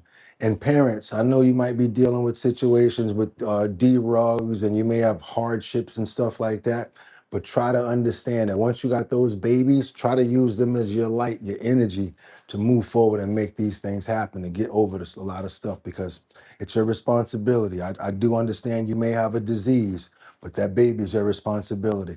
Let's get on over to Baltimore, Maryland, where a man has been charged with a 2025 armored truck heist. Come on over here, Baltimore. Shout out to Miss Swanza and the family out in Bmore. Let's go. It's one thing to rob a bank, it's another to rob an armored truck outside of one, but that's what Orlando is accused of doing in Prince George's County. And at this point, police don't believe the suspect did it alone. Fox 5 Station Lewis live from Upper Marlboro with the details. Not only did he hit a Bizang, he hit the Navy Federal. And they said that they don't even think he did it alone. 2025, you guys, it's catching up to you. Pretty incredible story here. Stuff you see in movies, but happening in real life. We are here outside the Prince George's County Police headquarters, and Fox 5 has learned that there is a massive effort and search underway for additional suspects accused in this armored truck heist. But here's who police have so far. Here he is on your screen. Suspect 31-year-old Gervonta Bryant of Capitol Heights, now in custody. Bryant is accused of robbing an armed truck on November 3rd, shortly after 8 a.m. on the 8800 block of Woodyard Road in Clinton. Investigators say Bryant was armed and the armored truck driver suffered minor injuries during the robbery. Fox 5 has learned a preliminary investigation revealed multiple suspects approached the victim as he was preparing to deliver cash to a bank. After reportedly stealing more than $500,000 in cash, Bryant and several other suspects fled the scene. Police say through various investigative techniques, robbery unit detectives identified Bryant as one of the suspects. He was caught on Wednesday by the police department's fugitive unit, which is part of the U.S. Marshals Task Force. Got him. The undercover robbery remains a very active investigation. We're looking for additional suspects. There you go. Meanwhile, Bryant remains in custody in D.C. pending extradition to Prince George's County. Fox 5 has learned a firearm was recovered during his arrest. He's charged with armed Good morning, robbery and Zonda. other charges. Meanwhile, Fox 5 has learned that there is a cash reward for information leading to arrest and indictment in this case. Yeah, well, you ain't saying no numbers, and you making it a little hard when you say arrest and indictment, because we ain't got nothing to do with that. That's how we talk over here. First of all, you said there was a reward. I don't want to hear about no indictment. If y'all go get them, watch your head. I want my dough. I don't want to hear nothing about no indictment. You talking about this the person you want, right? Yeah, such and such is over here. Bring my dough. Yeah, get that dough together. Okay, because I don't want to hear all about, well, you know, we got to wait till they get indicted. What if it take 2-3 years for this fool to get indicted? I don't want my money now if I'm snitching. You heard how Dog said it. There's fear and darkness all around you. The criminals are on the run. That's right. Who you see hanging in the dog? I'll hunt you down because I'm the dog. Well, guess what? The dog needs some kibble in order to get out there and beat the dog. The bounty hunter. Let's keep on going, you guys, over to Illinois. Oh my God. Illinois. I got a special place in my heart for Illinois, but not when it comes down to situations like this. What is her name? Yom Haman. She's Yom Haman Farmer. 3 names. Okay, we're going to go into that if I'm right about that. A woman who was overstayed her visa and a former teacher. Okay, what did she do? She's been nabbed by ICE after allegedly driving a boom boom man to a Edley party. How did she become a teacher if she was not supposed to be here illegally? And why is she driving around somebody with a boom boom? Come on, y'all. Let's see what's going on with this fool right here. I don't know what's on her mind. Teacher? You can't be serious. John. All right, let's bring the White House borders on Tom Homan for more on this. Tom, I said at the top of this hour, you just can't make this stuff up. I mean, she was No, involved you can't make this up. We always say that. They're stealing from us now, y'all. all to this degree. The fact that she's a former teacher as well, overstayed her visa, and then gets released by authorities in Illinois. Thankfully, ICE picked her up and plans to deport her. But how do we get to this point? Look, it's the sanctuary city policies, the dangerous policies of these sanctuary, states, sanctuary cities. Look, she was complicit in the murder of 3 people, and they didn't honor detain her, release her back to the street. And like I say it again, President Trump has promised Americans. Make this country safe again. And one of the ways he's going to do that is remove illegal aliens and public safety threats. So ICE is going to continue to do their job. Come on, get out of there. Let's be clear. It makes it less efficient. It makes it harder to do that job. We have low. To their families, we want to see this agency abolished. This is what they're out there saying, Tom. To that you say what? ISIS found 146,000 children, just shy of 147,000 children, just shy. That's a good thing. ISIS found 146,000 children. Sorry, you guys, I had to get it off that. We ain't going back there again. I got to protect our channel. Let's go. Number of children that were smuggled in this country in the Biden administration and lost. They rescued many of these children that were in sex trafficking and forced labor. ICE has seized enough fentanyl to kill every American 2 times over again. Jesus ICE Christ. is arresting sexual predators at a record number. We have the most secure border in history of this nation because of President Trump's leadership. This country is safer again because of President Trump's leadership. Look, what President Trump did in Memphis, what he did in Washington, D.C., can happen in Chicago, can happen in New York. If they just join us shoulder to shoulder and take on criminal illegal aliens, and we don't want to do that. Let's keep on moving forward, you guys. We got to double tap that screen, get those likes up. Like we said, we can't make this up. We can't make it up. We're not making it up. It is what it is. What you got for me in the comments, you guys? I'm ready. What's going on? What you guys got? Well, how do I do that? Y'all have a blessed and wonderful day. I gotta go. Remember, Jesus Jesus loves, lives, and saves. Okay, Zion's Choice. See you later. Double tap that screen. Thank you so much. On your way out. If you have not subscribed, what are you waiting for? And Zion, where's your glove at? Come on now, let's go ahead and get gloved up so that you can show love that you're a part of the show as well. Gaza, let's get on over and see what's happening in Gaza. We got a situation where dramatic videos have been coming out about Hamas, pow men, and a lot of the terror dens that's going, or the T dens over there that's going on. Some things I can't say, I gotta let them say it. Thank you so much, Shannon. I have to go. My sister needs me. Please pray for her and her family during the end of the show. Prayers for Father and our Lord passed on Sunday. As everyone knows, we celebrate Father's Day. No, we're going to do that right now for your sister as well as your father-in-law, because we don't like to wait when it comes down to people asking us to pray. Excuse me for breaking into the middle of the story, but it's very important. So we're going to pray for Shannon right now, as well as her sister, as well as the soul and the family of the father-in-law who lost his life on Father's Day. We'd like to ask the Lord to give the family strength and togetherness and enough strength to keep them together during this tragic time. We're going to ask for healing as well as calmness as well during this tragic time as well, Lord Father. And we also want to pray for Shannon, and thank you, Shannon, for being a part of the solution to try to help out and get over there to be a part of them. Thank you so much, and give you the energy as well. And you drive safe, you get over there safe, and you make it back home safe. God bless you. Amen. Just keep on moving forward. That's one thing we don't do around here. When somebody asks for prayer, you say it then. You don't want to forget, and it's better to do it in the time. Let's get on over and see what's going on in Gaza. It's a really serious situation over here. Like I told you guys, we go everywhere.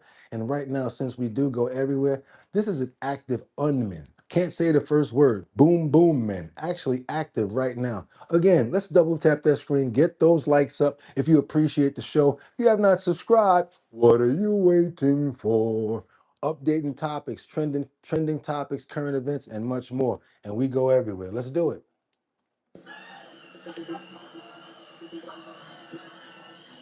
Now that's the IDF as they strike hard, fierce Billsnamings that shake Gaza. Now they lucky they didn't make it down there in time because they was running in that direction. Now those are missiles. Those are surface to air or direct missiles right there. I can't say the word. Let's go.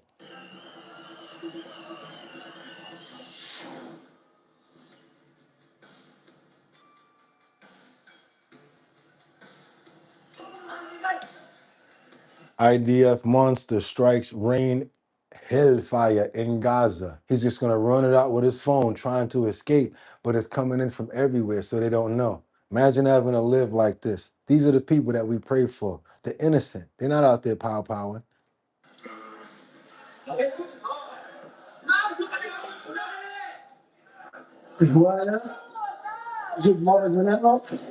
So they got inside of the operators' hotbeds and they started to boom them.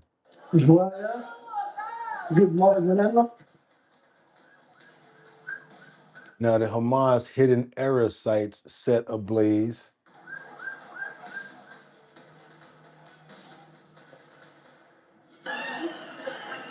Well, yeah, you guys, I don't even want to keep on reporting this right here because that's just enough for that right there. I'm just letting you know, like I said, we go everywhere. Let's double tap that screen and get those likes up because we got to get on over to see what Trump says about his wife. Let's lighten up the moment a little bit. And guess what we have to do as well? We don't know how many people lost their lives out there. And yes, we don't care about race, color, creed, or religion. We pray for all people. We pray for the innocent. We also pray for victims of WAR.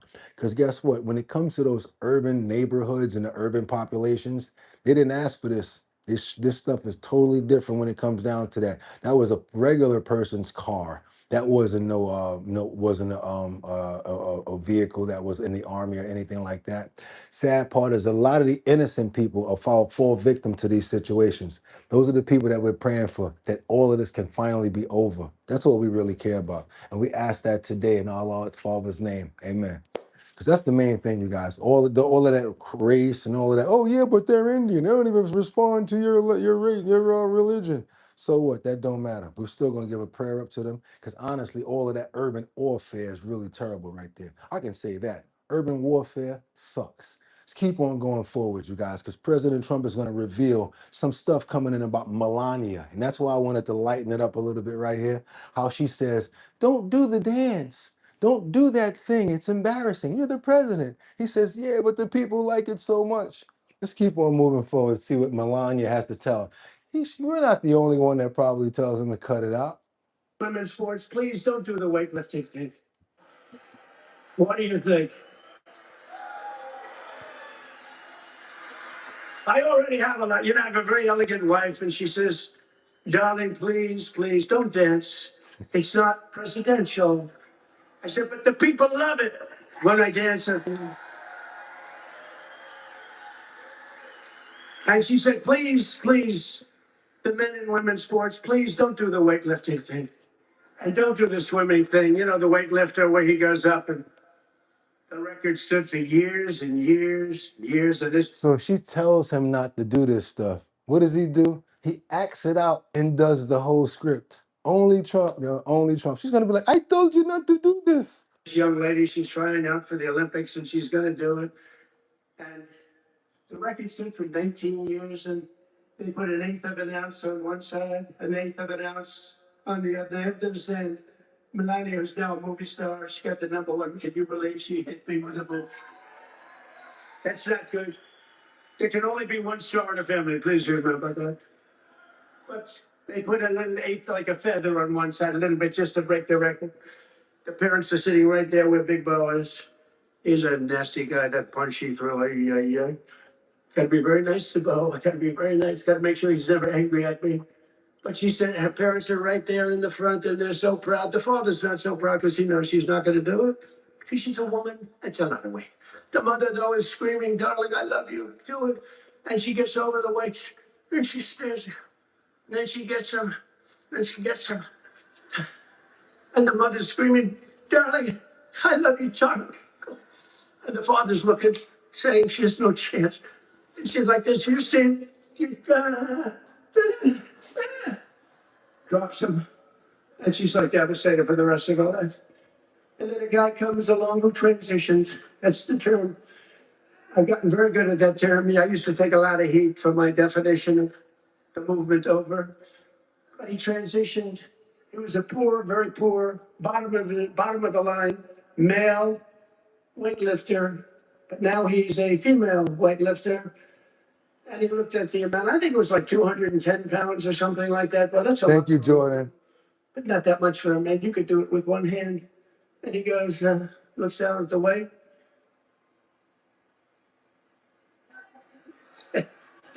I think he did a few things for emphasis. And he won the medal. And everyone said, oh, isn't that wonderful? Are we crazy? Men should not be able to participate in women's sport. Thank you, Jordan. That's a 99% issue. Do you ever hear the fake news? They said, that's an 80-20 issue. That's not. It's 99-1. You know, I've been doing politics now for 10 years. Not that long, considering I won 3 elections. You know, so we're done. But We did great in the second one. It was a rigged deal, but pretty short. But with all of that, and all of the time I spent speaking to people, they say, "Sir, could you cut taxes on this? Could you get me a tax deduction on a car loan?" I did that. By the way, I did that. If you borrow money to buy a car, you get it. All these things. They asked me for hundreds of things. Not once did anyone ever come up to me and say, "Sir, please, this is so vital. You have to be able to have men playing women's sports. Please, sir, could you pull that up?" Let's keep on moving forward. You guys double tap that screen, get those likes up. I told you I wanted to break it up a little bit, so that's why I actually did that. Let's keep on moving forward, you guys. Let's go. Come on, come on, come on. We had to break it up a little bit. We got a situation over here. Where is this? Is this in Chicago? Come on, they need to get this right. Come on, Lakeview. Come on, Lakeview. Let's get on over here. We got neighbors that's launching a petition to keep men off the streets after these assaults have been going on in Lakeview. And I think that they need their ass whooped, to be honest with you. Where the men's with the like the little bats and like the whoop ass crew? I could say stuff like that right now after 3 minutes. Where's the ass whooping crew? Because some of these dudes, they need their ass whipped. I'm gonna just be honest with you. Let's keep on moving forward. And they love to assault women. It's always one of the women that they like to mess with. Joe, Erica, neighbors here in Lakeview are asking for some sort of accountability, a solution to what they say is an ongoing problem here in this neighborhood. They're talking about two people that we're told are attacking strangers, though to the people that live here, they're not strangers at all to them, to the police, or to the court system. That's when I realized, like, this wasn't just someone who had a bad day And they always try to go after women. It's crazy.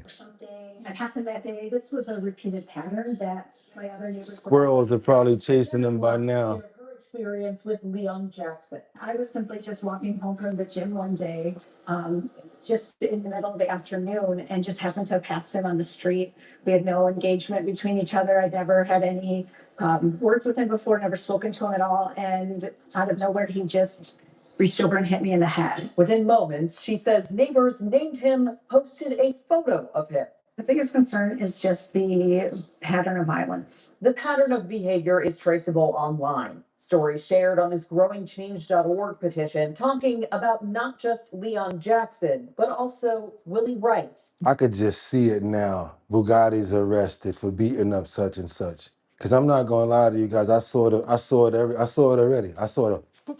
I just saw it. Like yo, what's up? Your name? Not even, yo, what's your name again? How you? Right there, just them two right there. Oh, Boogotti, why you want to do that? Shut the hell up. This nigga's actually crazy. I thought that he was cool on the news. Because when he get up, he gonna be like, damn, what was that about? That was about all them ladies that you keep on messing with. I'm gonna be popping out of nowhere on a random daily, just to let you know. You have a good day now. See if they keep that up. These two men that have been terrorizing our beautiful community here in Lakeview. Though their histories are not identical, neighbors identify them both as people who need help. Leon Jackson. Nah. I hear what you mean about the psych ward. That's after the ass whooping. They gotta make up for what they did. They need their ass whooped. Stop all that trying to be, stop all that. They need their ass whooped. Smoke shop after the attack on Klotz. He was later charged with battery, a misdemeanor, sentenced to 250 days in the Cook County Department of Corrections, and Klotz says she saw him back on the street in March, before court records revealed he was arrested for throwing a rock at people and later for punching someone else. See, there's nothing wrong with whooping his butt and then letting him go in there. Let him heal up some scars while he heals up his mental. That's okay. Because this way, while he in the mirror rubbing on his face and trying to deal with them scars and stuff, that's going to be a remembrance of why he's in prison. You get what I'm saying? Sometimes you need a mental note, something to remind you of why you're inside there. So yeah, that'd be really good.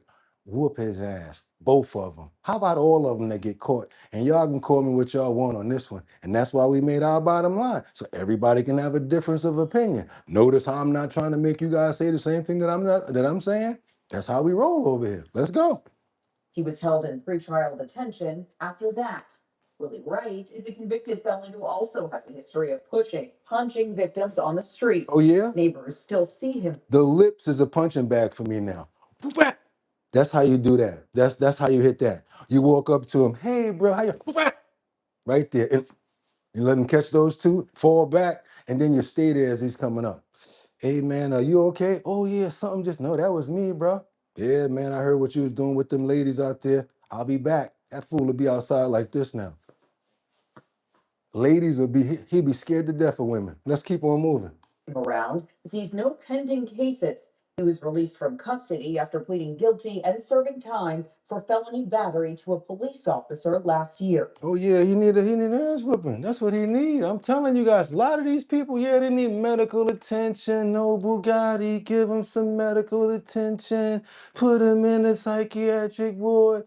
All that, no doubt. You guys are 100% right. I'm giving you guys a thumbs up, but that's after the ass whipping. Straight up and down. Let's keep on moving forward. We got to go over to Katy because I'm a little exercised now. Got to get on over to Katy, Texas, where tragedy struck as a deadly Tesla crashed into this woman's home.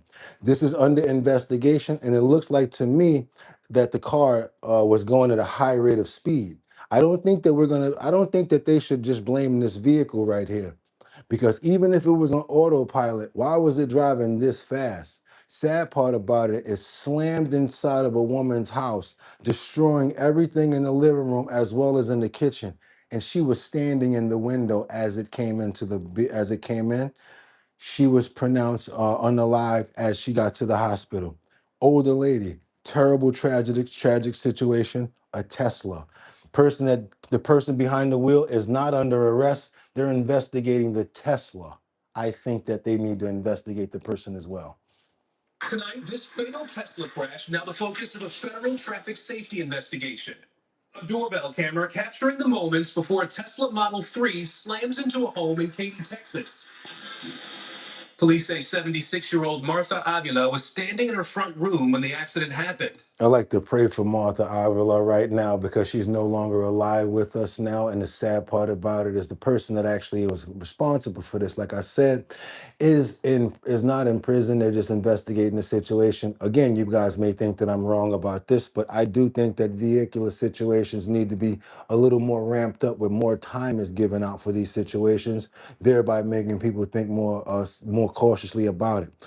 Also, one other thing that I observed as I'm watching this occur. Anytime you have a home that's on a corner of a street like this, you may want to consider putting up a brick wall in front of it, thereby deterring the speed and trying to slow it down before it does actually hit the house. Because if you got a window right there with open space, you have to understand it's open to anything that actually can come through that way as well. That should have been something that was looked at as well in the design of the actual creating of the outside the gate. There should be like a brick wall around that. We're gonna pray for the woman and keep on moving forward. Katy, Texas, amen. This is a Tesla. That's where my mom was. Avila flown to the hospital where she was pronounced dead. This is how it came in. Her family sharing videos from inside the home on Facebook showing the devastation left behind. That's the fridge. So this is their room where they play and they do homework. Everything got damaged. The driver, Michael Butler, told authorities he was using an automated driving assistance system, but it's not clear which specific feature was on. We're still evaluating what caused that car to fail to control its speed just before this crash. Tesla hasn't responded to NBC News' request for comment. The Model 3 comes equipped with traffic-aware cruise control, which maintains a set driving speed and following distance. Drivers can also subscribe to full self-driving mode that has... Why was it going so fast though? If anybody understands what I'm saying, did you see the high rate of speed that it was coming? And they slowed that video down for us to be able to see that. Has an automated stopping and turning feature. Jeffrey. Both modes are intended for use by a fully attentive driver, according to Tesla's website. Butler has not been charged as the investigation continues. Aaron Gilchrist, NBC News. No, we're not stupid, yo. We all drivers out here. We know what's going on. We know what's up. Don't try to blame that on no Tesla, bro. Why was you driving that fast? And like, what would you do? Lock that in that fast at cruise control, going that quickly? Come on now, you don't do that. We prayed for the lady that lost her life in that tragedy, but that right there, we got to call that out as we see it. Somebody says he was hot rodding 420. The guy is lying, says choo choo. They should be able to check that out, right? Joe, okay, 70 miles an hour. There you go, James. That's probably about right.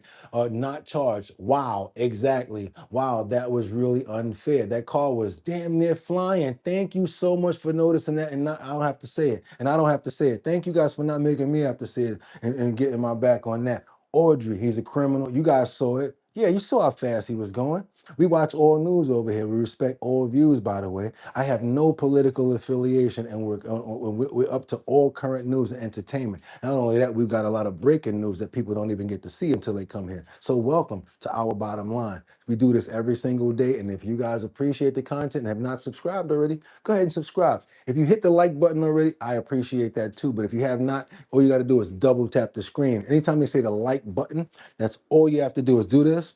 Boop, boop, and it gets those likes up. Many more people get to see what's going on. And of course, like we always tell you guys, we rather you, if you're going to do something, and we appreciate it, but $ Boogotti Cash. That's the Cash App. And just in case you don't want these guys to get their cut. Anytime you send me 5, they're gonna take 2. So look at it like that. They're gonna get their cut no matter what. So yeah, double tap that screen and get those likes up. Let's stay in Texas right now because we got millions of bees that got lost yesterday. Imagine you're driving and boom, you see a big 18-wheeler just crash and nothing but bees start coming out. I'm talking about so many bees, they took over a tree. So they got all of these beekeepers out there now trying to get the bees back into safety so that they can move them to beehives. Let's keep on moving forward, you guys. And if you're in Southeast Texas, be on the lookout because it's going to be some bees out there. I know that they didn't get them all. I know that they didn't get them all.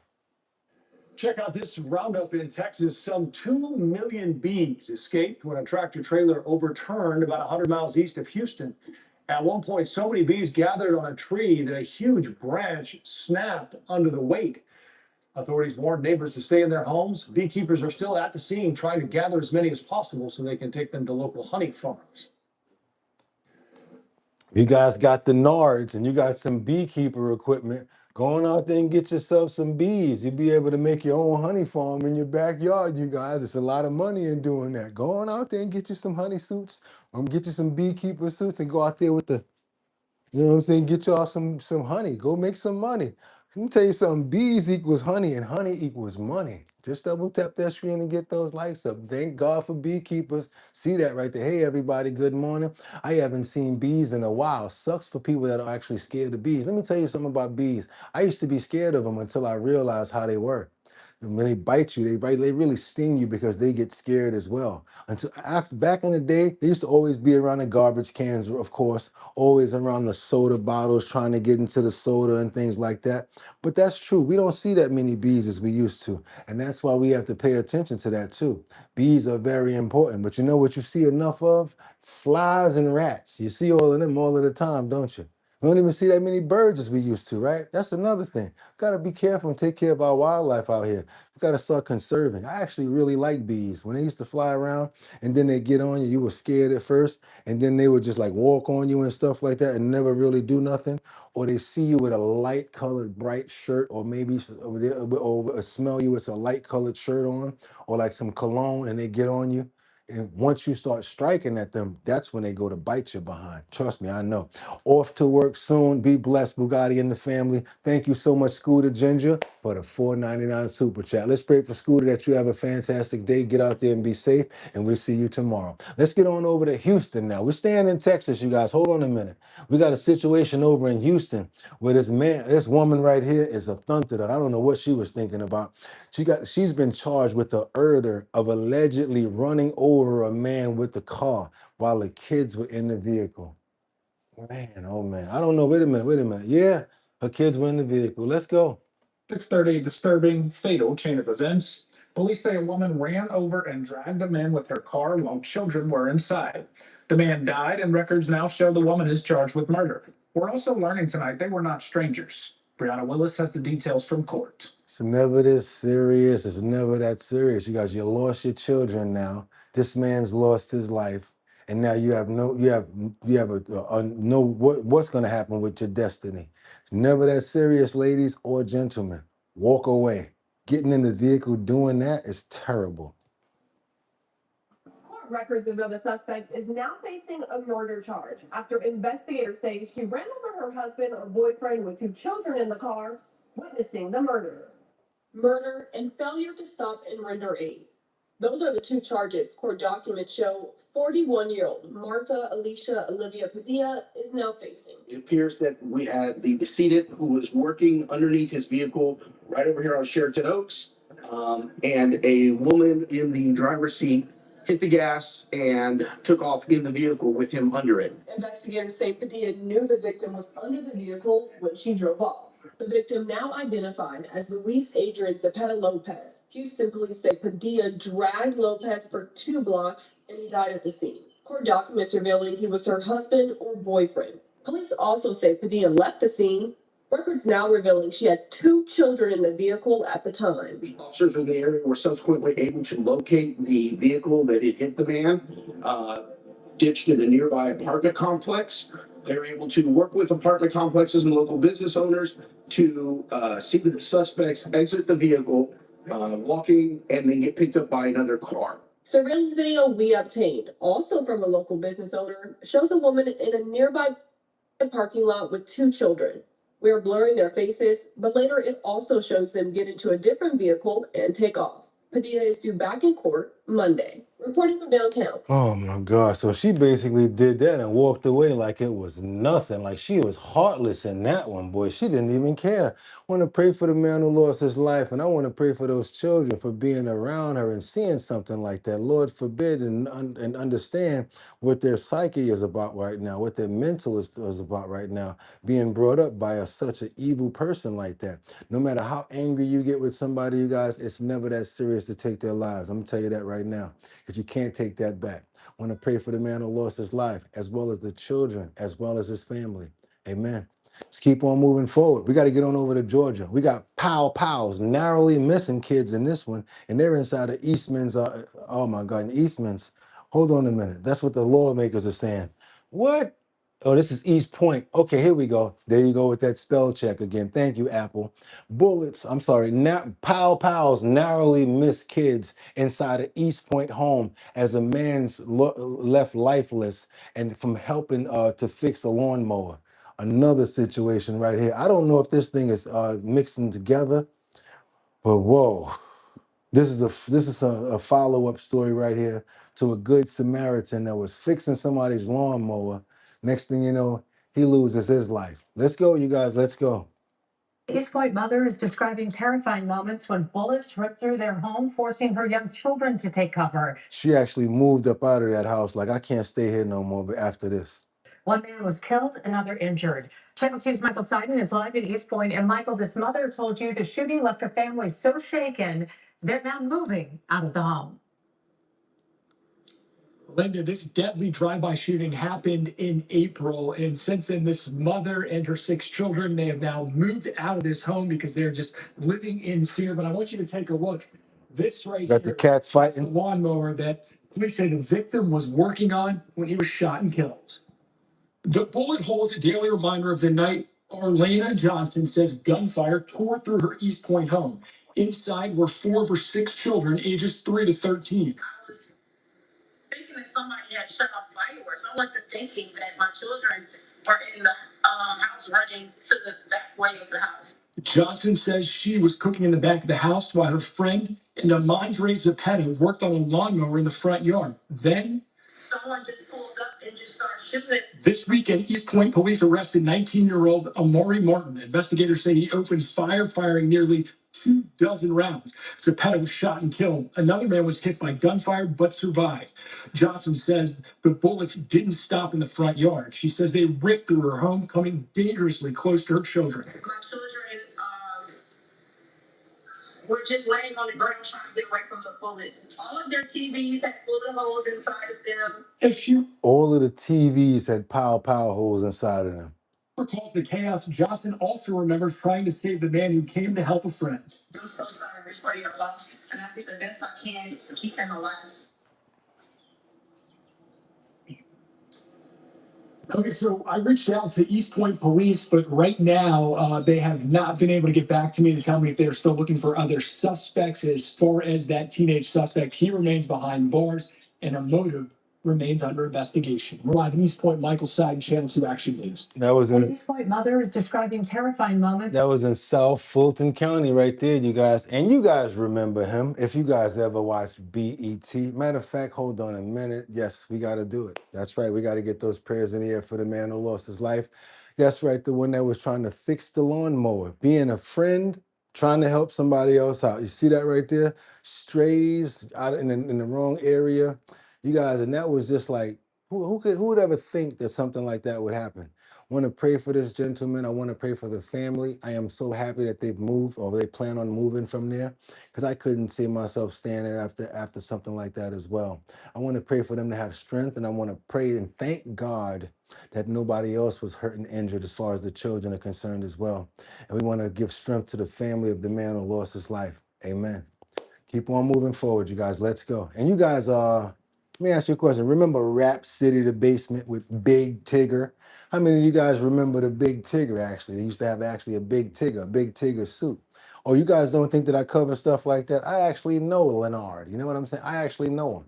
Long story short, I didn't know that this case was going to gain footing. We don't normally pick up cases like this because we try to stay away from like entertainment news. But it's in our news realm right now, so we got to bring it up. We got DJ Big Tigger, who's facing charges after recently being arrested when he's being accused of DV. That's right. Watch your head. Get in the car. Yeah, it came a long way from Rap City to basement. Let's see what's going on now with Big Tigger as he's been accused of DV. Just hours ago, we learned that V103's Big Tigger now facing charges after his arrest last Saturday. Well, Tigger, whose real name is Darian Morgan, is facing aggravated battery and cruelty to children after he was accused of putting his hands on his wife. Now, according to this arrest warrant, his wife, Alicia Brown, claims that she found text in his phone between him and another woman. This led to a fight. At some point, Morgan began recording her with his phone. Brown says that she snatched the phone, which led to him tackling her, causing her to bruise her lip. At some point, according to these warrants, Brown began unplugging his computer. It was then when she says he restrained her. And after multiple times of telling him to leave her alone, she says that is when he began pushing her out of the room. Now, according to this warrant, she lost her footing and hit her face on the door and then cut it. And she posted a video with some of those injuries to her face. Now, prior to this arrest, this is what Big Tigger had to say on his show about a social media post his wife made in connection to this alleged incident. I want to say categorically, these allegations and accusations that have been circulating about me are false, untrue, not happening, didn't happen. Good morning, guys. Right now, we are working to get a statement about these allegations inside of that warrant. We'll let you know on more. And just hours ago, we learned that V103's Big Tigger now facing charges after his arrest last Saturday. Oh yeah, he was arrested last Saturday. Y'all heard it right there from the horse's mouth. Somebody said, I thought that they was looking for him.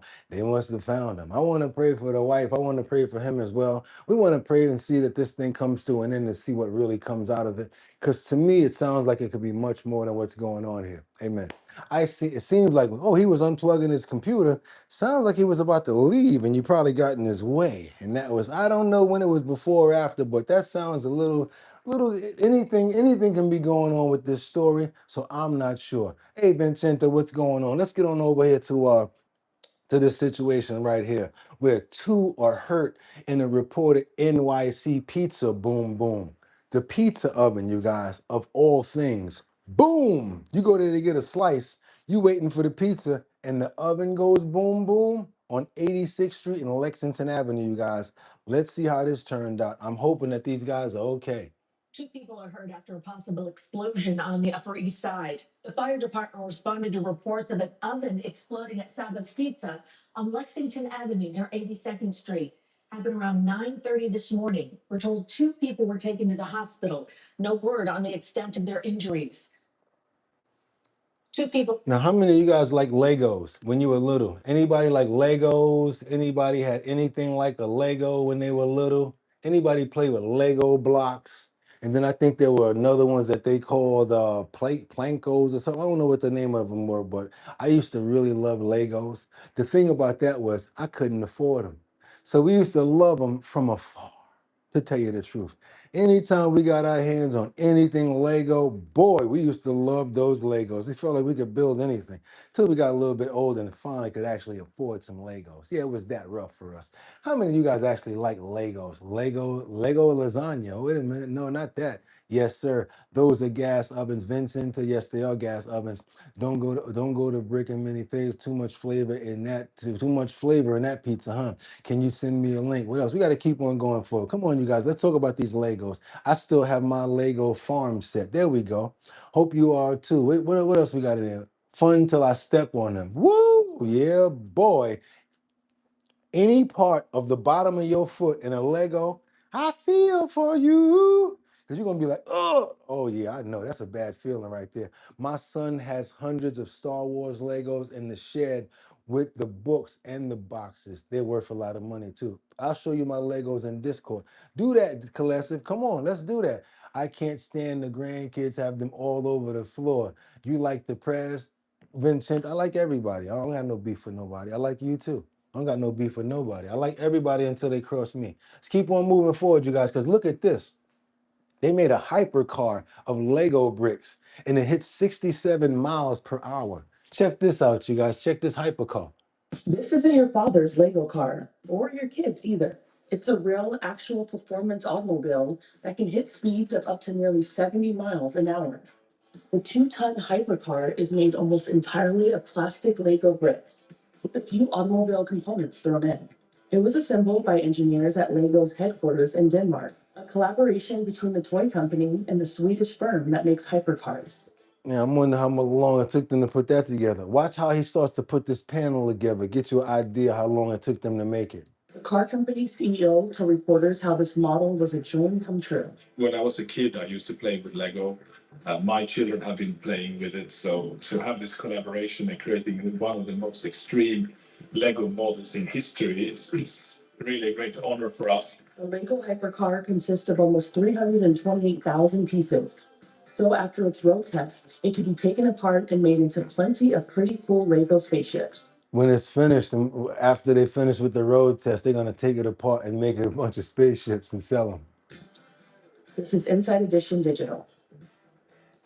A real car made out of Legos, y'all. That was cool, right? I like stuff like that. So I figured you guys would find that cool as well, especially right before we get inside of the health and wellness section. One of my favorite segments, I gotta say it. One of our favorite segments.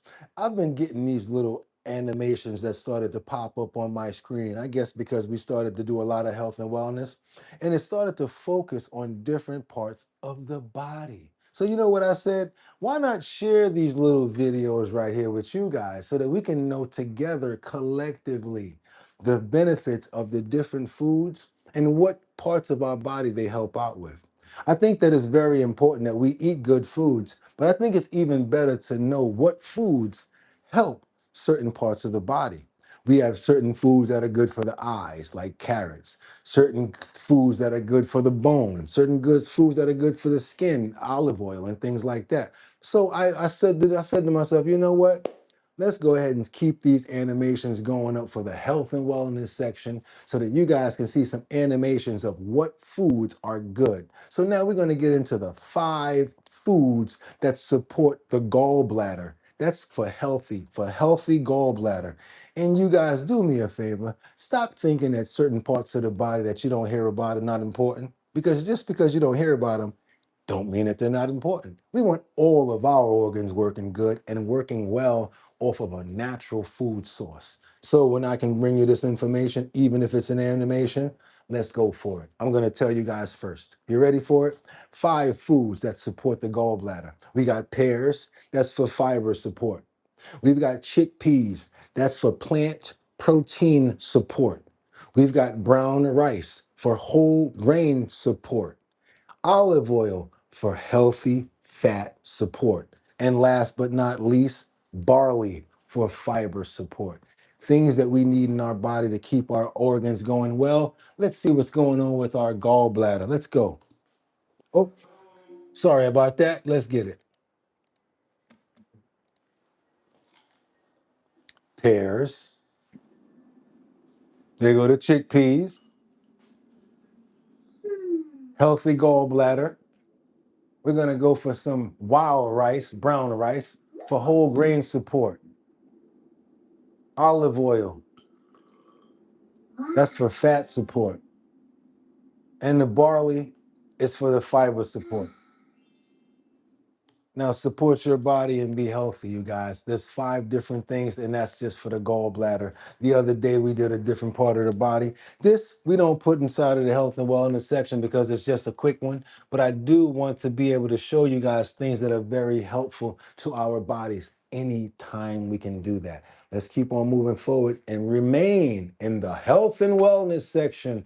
Big shout out to Money Tree for dropping another one on us. We appreciate you. So everybody here, this wasn't me. I did the homework in order to bring it to you the right way, and I love doing it because whoa, was it informative. But Money Tree, man, let me tell you something. Alley-oop, boom. This is about to be Scottie Pippen and Jordan. I know you guys are Knicks fans, but we're taking it back to the Chicago Bulls. We're gonna get over here and get into this situation right here. And I love this one, Money Tree. Thank you so much because we got a lot of people that's traveling. I've already saw who was that? Batty Lynn went traveling for a little while. I think my Liberty stepped off for a little while and she went traveling. So all of you guys, not just for traveling, you may want to go stay in one of these places just to get away for a while. What am I talking about? I'm talking about hotels. That's right. We got some serious topics coming in today about the security risks at hotels. And yes, guess what? They don't want you to know about a lot of this stuff, but a lot of this stuff is going to help you out. But we're going to also show you how to fix these situations. We're not just going to tell you, oh, this is a problem to look out for when you're at a hotel. This is the solution as well. When we talk about health and wellness, you can't be healthy if you don't got your stuff together, if you don't have your property, you don't got your identification, if you lose your money, and you can't be well if someone breaks inside of your room, takes stuff from you, or maybe you might get scammed out of your ID yourself. Many different things, you guys. Don't just look at health and wellness as parts of the body and the mental. It's also securing the whole vessel. Got to secure this thing. When I go to sleep at night, my health and wellness is also about locking that door over there, making sure the chain is on so that my being is safe. That is health and wellness. And it's also security. So again, thank you so much, Money Tree, for sending this in and opening up our minds and understanding that part. And we're going to talk about things like the peephole. Did you know that they can reverse the peephole inside of your hotel room to be able to look inside?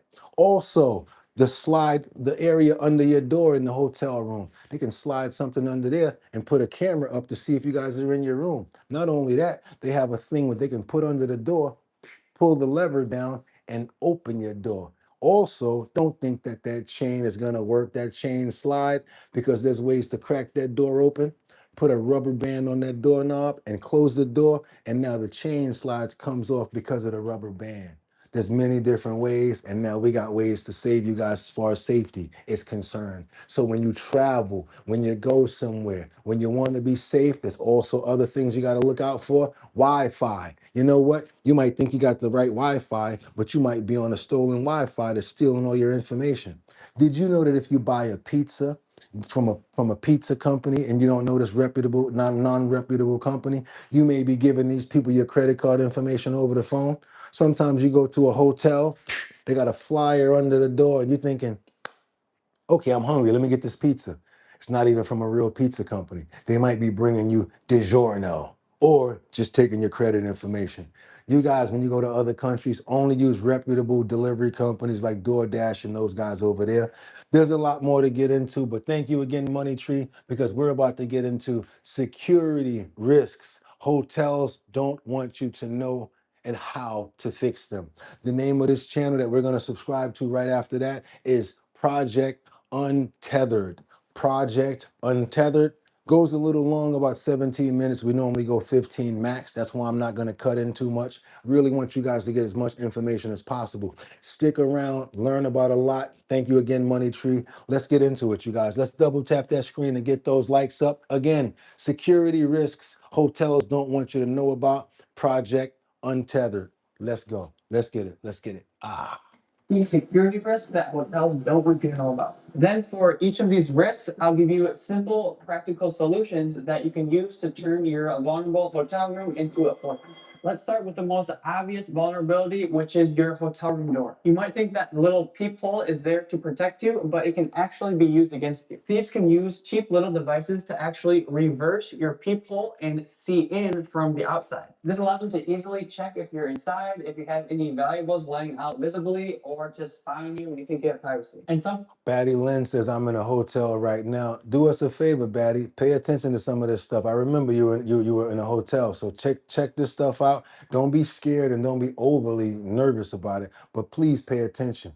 Sometimes the thieves don't even need special tools. In some hotels, you can see through the peephole from the outside without any special equipment, like this hotel in Las Vegas that went viral on TikTok. The solution to this is super simple. You can either buy a little peephole blocker online for a couple bucks, or if you don't want to buy anything, you can just use duct tape to cover the peephole. I always carry duct tape with me anyway when I'm traveling, and I like to just wrap a little bit around my deodorant stick to save luggage space. Next up is what I call the pizza delivery scam. Imagine it's 10 p.m. at night after a super long day of travel and you finally arrive to your hotel and you're starving. Lucky for you, there's a flyer under your hotel room door advertising super discounted pizza, and it's like they read your mind. The problem is this normally doesn't end well. The best case scenario is you get some soggy frozen pizza prepared by some random dude in his apartment and it arrives like 3 hours later. And the worst case scenario is they steal your credit card info when you give it to them over the phone and your pizza never arrives. This scam is so common in some places that hotels actually leave little notices inside the rooms warning you about it. The solution here is to just not fall for those juicy discounts, because you're almost always going to be disappointed, and instead just order from the reputable food delivery app within whatever country you are. You may have to do a quick Google search to see what's popular in the country.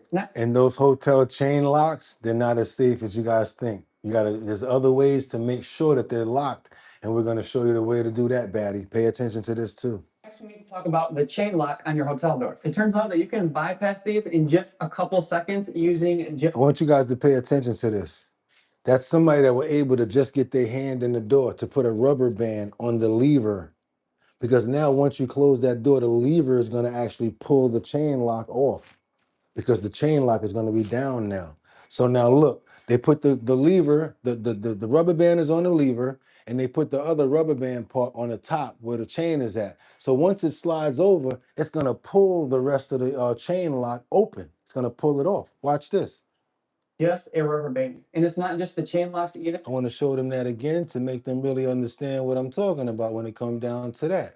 Popular in the country. Next, we need to talk about the chain lock on your hotel door. It turns out that you can bypass these in just a couple seconds using just a rubber band. And it's not just the chain locks either. There are multiple different ways to bypass the different types of locks on hotel doors, which you can see in this security blog. One solution here is to bring your own portable door lock, like an ADVERTISE. These are small enough to fit in your luggage, and it basically allows you to create a second. You can get this on Amazon, Batty. Anybody's traveling, you can get this ad lock right here on Amazon. Lock on your door that can't be opened from the outside, even if they have the key. By the way, the goal of this video isn't to make you paranoid. Over the past 10 years of traveling the world, I probably stayed in over 1,000 hotels and haven't had any serious incidents. That's partly because I do take many precautions, but I do not do every single thing mentioned in this video. Yeah, because you don't want to be nervous and nervous Nancy, but also you do want to be careful. You know what I do too? Anytime I'm about to go somewhere and I've never been there before, I actually Google Earth it and I fake walk the block, or I see what's going on in the neighborhood. So that's actually a really good thing too. Find out the locations on a Google search for the hotel and make sure that you're not in a bad neighborhood or a high crime neighborhood. Got to worry about your car and where you're parking too, right? That's because adding security usually means giving up some convenience. So you have to decide for yourself where exactly you fall on that security convenience spectrum based on your risk tolerance. Then you can decide which of these things I'm about to mention you want to take precautions against. Jeffrey had a pow stolen out of his room. I'm gonna tell you another thing, Jeffrey. Be careful about the safe, because a lot of time the managers don't change the overall master combination number. They have a 00000123. Click. Next thing you know, it's gonna come right open. So if they get in your room, that's another thing that can happen too, even if you got it in the safe.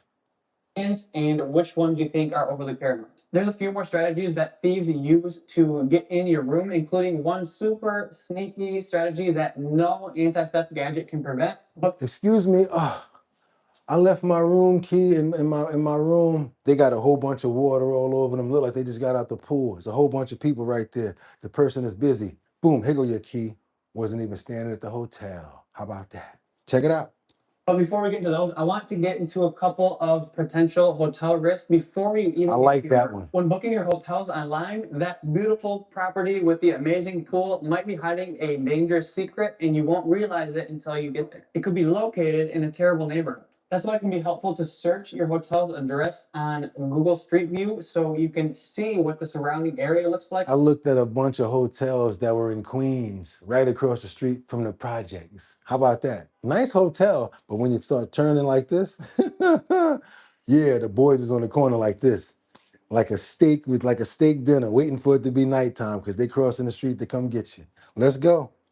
Like before booking. And if you're using a hotel booking platform, you can also look through the reviews and filter them for words like safe and dangerous and neighborhood. When you do this, you want to look for trends across multiple reviews and not just one picky person's review. I personally like using booking.com for this, but there's actually a booking.com scam that you need to be aware of that we'll get to in a second. As far as your room location goes, the ground floor near exits are prime targets for thieves because they have easy access and a quick escape route. So when they try to put you on the first floor, yeah, I'm not going for that, especially by those exit doors and all of that. My buddy was like, yeah, I'm on the first floor. I'm like, yeah, that's not a good thing. No, it's easy for me. I don't got to go nowhere. I'm like, yeah, all right, bro. All right. It also can come bother you too real fast. Some security experts say that the sweet spot for rooms is between floors 3 and 6 because you're high enough to not have easy access, but you're not so high that you'd be at risk if there were a fire. Personally, I think this is overly paranoid and I actually prefer the high floors. In my opinion, at some point, you just have to stop worrying and start living. You can't really prepare for every possible scenario, otherwise you would never leave the house. Oh. And be careful about checking in, because you ever hear somebody say, excuse me, you're going to be in room 302. But you don't know that that guy that's sitting right there is hoping that he can find out what room you're in, because he's going to be paying attention to you. And if he can pickpocket you for your key, you're really in trouble. They might start charging stuff to your room too, because they can do that in some hotels. Be careful with those keys and let them write down the number to your room instead of saying it out loud, ladies.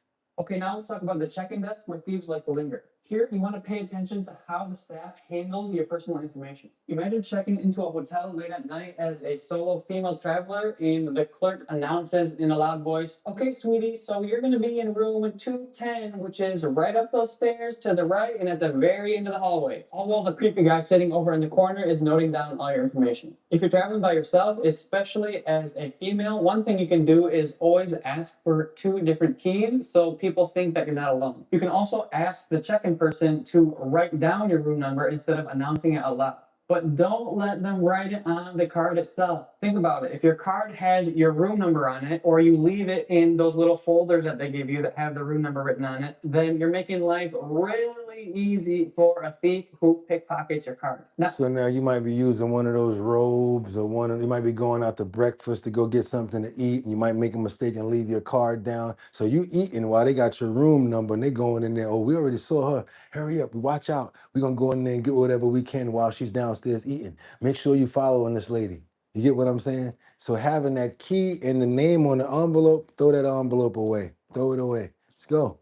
Or scratch that number out of the room. Not only will they have a straight shot to your room, but in some hotels where you can charge things to your room, they'll be able to charge things to your room number if they don't. That's why you should also always triple check your bill at checkout. Apart from your room number, it's also smart to just be aware of your surroundings when giving other personal information at the check-in counter, like your home address or your car's make and model. Again, not being paranoid, just being aware of the people around you. Another kind of newer hotel threat is scam confirmation emails, but before we get into those, make sure to subscribe for more videos like this on tips for how to travel smarter and safer. Okay, so without getting into all the details on how they A lot of people leave them in the sleeves, believe it or not, they do. I take it out the sleeve and I put it in my wallet like it's a card myself. I don't leave it in the sleeve, but a lot of people do. actually do this. Long story short, basically after you make a reservation online, sometimes you'll receive an email from a scammer asking for additional information or payment. You might even receive a message like this from within the actual booking platform's app from a scammer pretending to be the hotel. A scammer actually tried this with us on the booking.com app, and I explained in detail on how the scam works in this travel scam. So to protect your sensitive information, always verify unexpected communications directly with the hotel by calling their phone number that's listed on their official website. Not the number. I really think that women definitely need to know a lot of this information, especially when you're coming in, bringing your information in, when you're checking in, it might be late at night, because it's things that we would never think of. We're not creeps. We're not criminals. We don't think about the stuff that they up to, y'all. We don't. We're not supposed to. Or link inside the suspicious email or message. When you arrive at your hotel, you also want to be careful connecting to the Wi-Fi, which may not be secure. If you don't, Yeah, because if they hack the hotel Wi-Fi, now they got your information. There's been times where they hacked the hotel's thermostat that's been inside of a fish tank in order to gain access to the high rollers, so they can tap into the accounts of the high rollers. Whatever a hacker can get into, all they got to do is worm their way in, and they can get into anything. The fish tank's thermostat, they hacked into the app. Let's go. don't take proper precautions, hackers can steal your sensitive information and potentially your identity using strategies with funny names like evil twin attacks, cookie theft, Wi-Fi sniffing, and others. The nitty-gritties on how these hacks work on a technical level are outside of my wheelhouse, but I can tell you some easy ways to avoid them.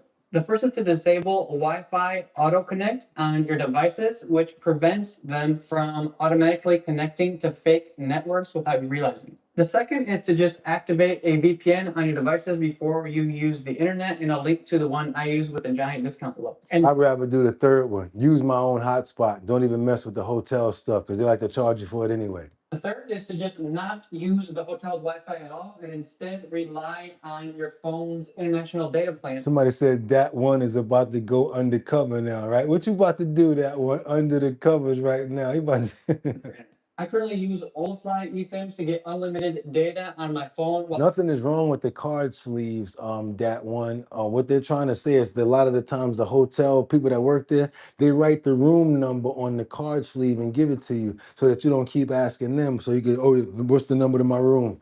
Oh, what's the number to my room? And it's on the card sleeve. So be careful with that, because if that room key gets stolen with that card sleeve, with that sleeve on it, somebody knows your room, they can charge stuff to your room, they can watch you and steal from your room. Be careful about those keys with those sleeves. While traveling abroad, and they were kind enough to sponsor this video. They have data plans available in over 200 destinations, which is super convenient because it means you don't have to run around hunting for those physical SIM cards when you arrive in your destination. What most people don't realize is it's not just connecting to shady Wi-Fi that's the risk here. The rise of smart rooms in hotels is pretty neat, and it lets... Now your TV is a smart TV, right? So that means that they can be tapping in and watching you through your smart television too, especially in Airbnbs. But you connect to the TV, thermostat, locks, lights, and other everyday objects so you control them with your phone and your voice. The problem is all of these smart everyday objects can also be hacked, which potentially opens up a back door into your devices. This one's a tough one because you obviously want to be able to use all the cool features, but if you do, you're opening yourself up to more risks. Again, you'll probably be fine, and I don't want to make you paranoid here, but just to let you know that big brand hotels have been hacked before, and they'll probably be hacked again. There's even one crazy story of a hacker who hacked into a fish tank's thermometer and used that access to steal data from high roller gamblers in a casino hotel. You just can't make this stuff up. Crazy. Honestly, other than choosing a dumb hotel, there's not much you can do to protect yourself from this level of trickery, and you just have to rely on the hotel's IT department to protect you. That said, if you're worried about privacy, one thing you can do is unplug the smart TVs in your room, which could have the microphone turned on even if it's powered off. And use different email addresses. So if you got a Netflix email address that you use for Netflix, don't let it be the same one that you use for your bank or for your debit card, because that's going to be the same email address and password. So if they're able to get into that Netflix account with that same email address, why won't they try to do it on your bank account? FBI says those new smart TVs could be the perfect way for hackers to spy on you. Also, if you're going to log into any accounts on the TV, like Netflix, for example, make sure that your password is different from the passwords for your other important accounts, like your email and your bank. It's also always just a good practice to avoid plugging your USB chargers directly into those USB ports in hotel rooms and other public places. These ports are vulnerable to hackers, and so it's better to just use a power bank, or you can buy a cheap little USB condom before plugging your cord in. Or there are cords that don't have a data transfer, it only charges and doesn't transfer data, so those also are safe. Same one he got. Same one. Vulnerability that's a bigger problem than hotels want to admit. This is the same one that he has right here. I paid like what? Maybe 13 bucks for it, $15. This is an anchor right here. Got the power charger, the base right there. It's got the USB on both sides of it. I could actually take this with me to charge my phone with me. So this is what he's talking about. And that is master keycard cloning. A warning for travelers. Yes, your key card can be cloned, and you can even learn how to do it on YouTube. That's another reason why you got to be very careful of those key cards. Hackers have uncovered a security flaw that could open millions of hotel room doors. With the right equipment, thieves can clone your key card or even make master keys that can open multiple rooms. Just look at these Reddit users bragging about how they cloned their key cards at big brand hotels. There's even step-by-step guides online on how to clone NFC key cards using just your Android phone. So to protect yourself, I recommend that you think of your key card and treat your key card as if it's a valuable credit card or something. There you go right there. Who says that Acme 321.5, you can buy a device that does it for you? It has a little dolphin on it that costs about $49. You guys remember the dolphin? The same antenna that they were using last week in the other episode to steal people's cars, because the dolphin is what? It's an amplifier. It amplifies the Wi-Fi, or it amplifies the contact, so that's going to get them in. Be careful, you guys. Let's go. So keep it in your front pocket to avoid pickpockets. Don't leave it sitting out in the open on your lounge chair when you're out swimming in the pool. The key card. Don't accept a card from a receptionist if she writes your room number. Next up is the gap underneath hotel doors, which Be careful with that gap under the door, you guys. I'm going to show you why now. Is no bueno. That's because thieves can use what's called an under the door tool to reach in underneath the gap and unlock your door from the outside. In many hotels, if they're able to just move the handle a little bit, it'll disengage the deadbolt, which makes it useless. The good news is there's a few simple solutions here. And the first one is to just jam a towel behind the handle so it can't be pulled down from that. Yes, so if they stick that thing up there trying to pull that lever down, all you got to do is the simple and the cheap way to do it. You can do it with a towel, but they also have the locks that you can put on that as what is it called? There's a door for the door gaps. There's also, you can put a towel there, or there's another thing that you can put. There's another lock.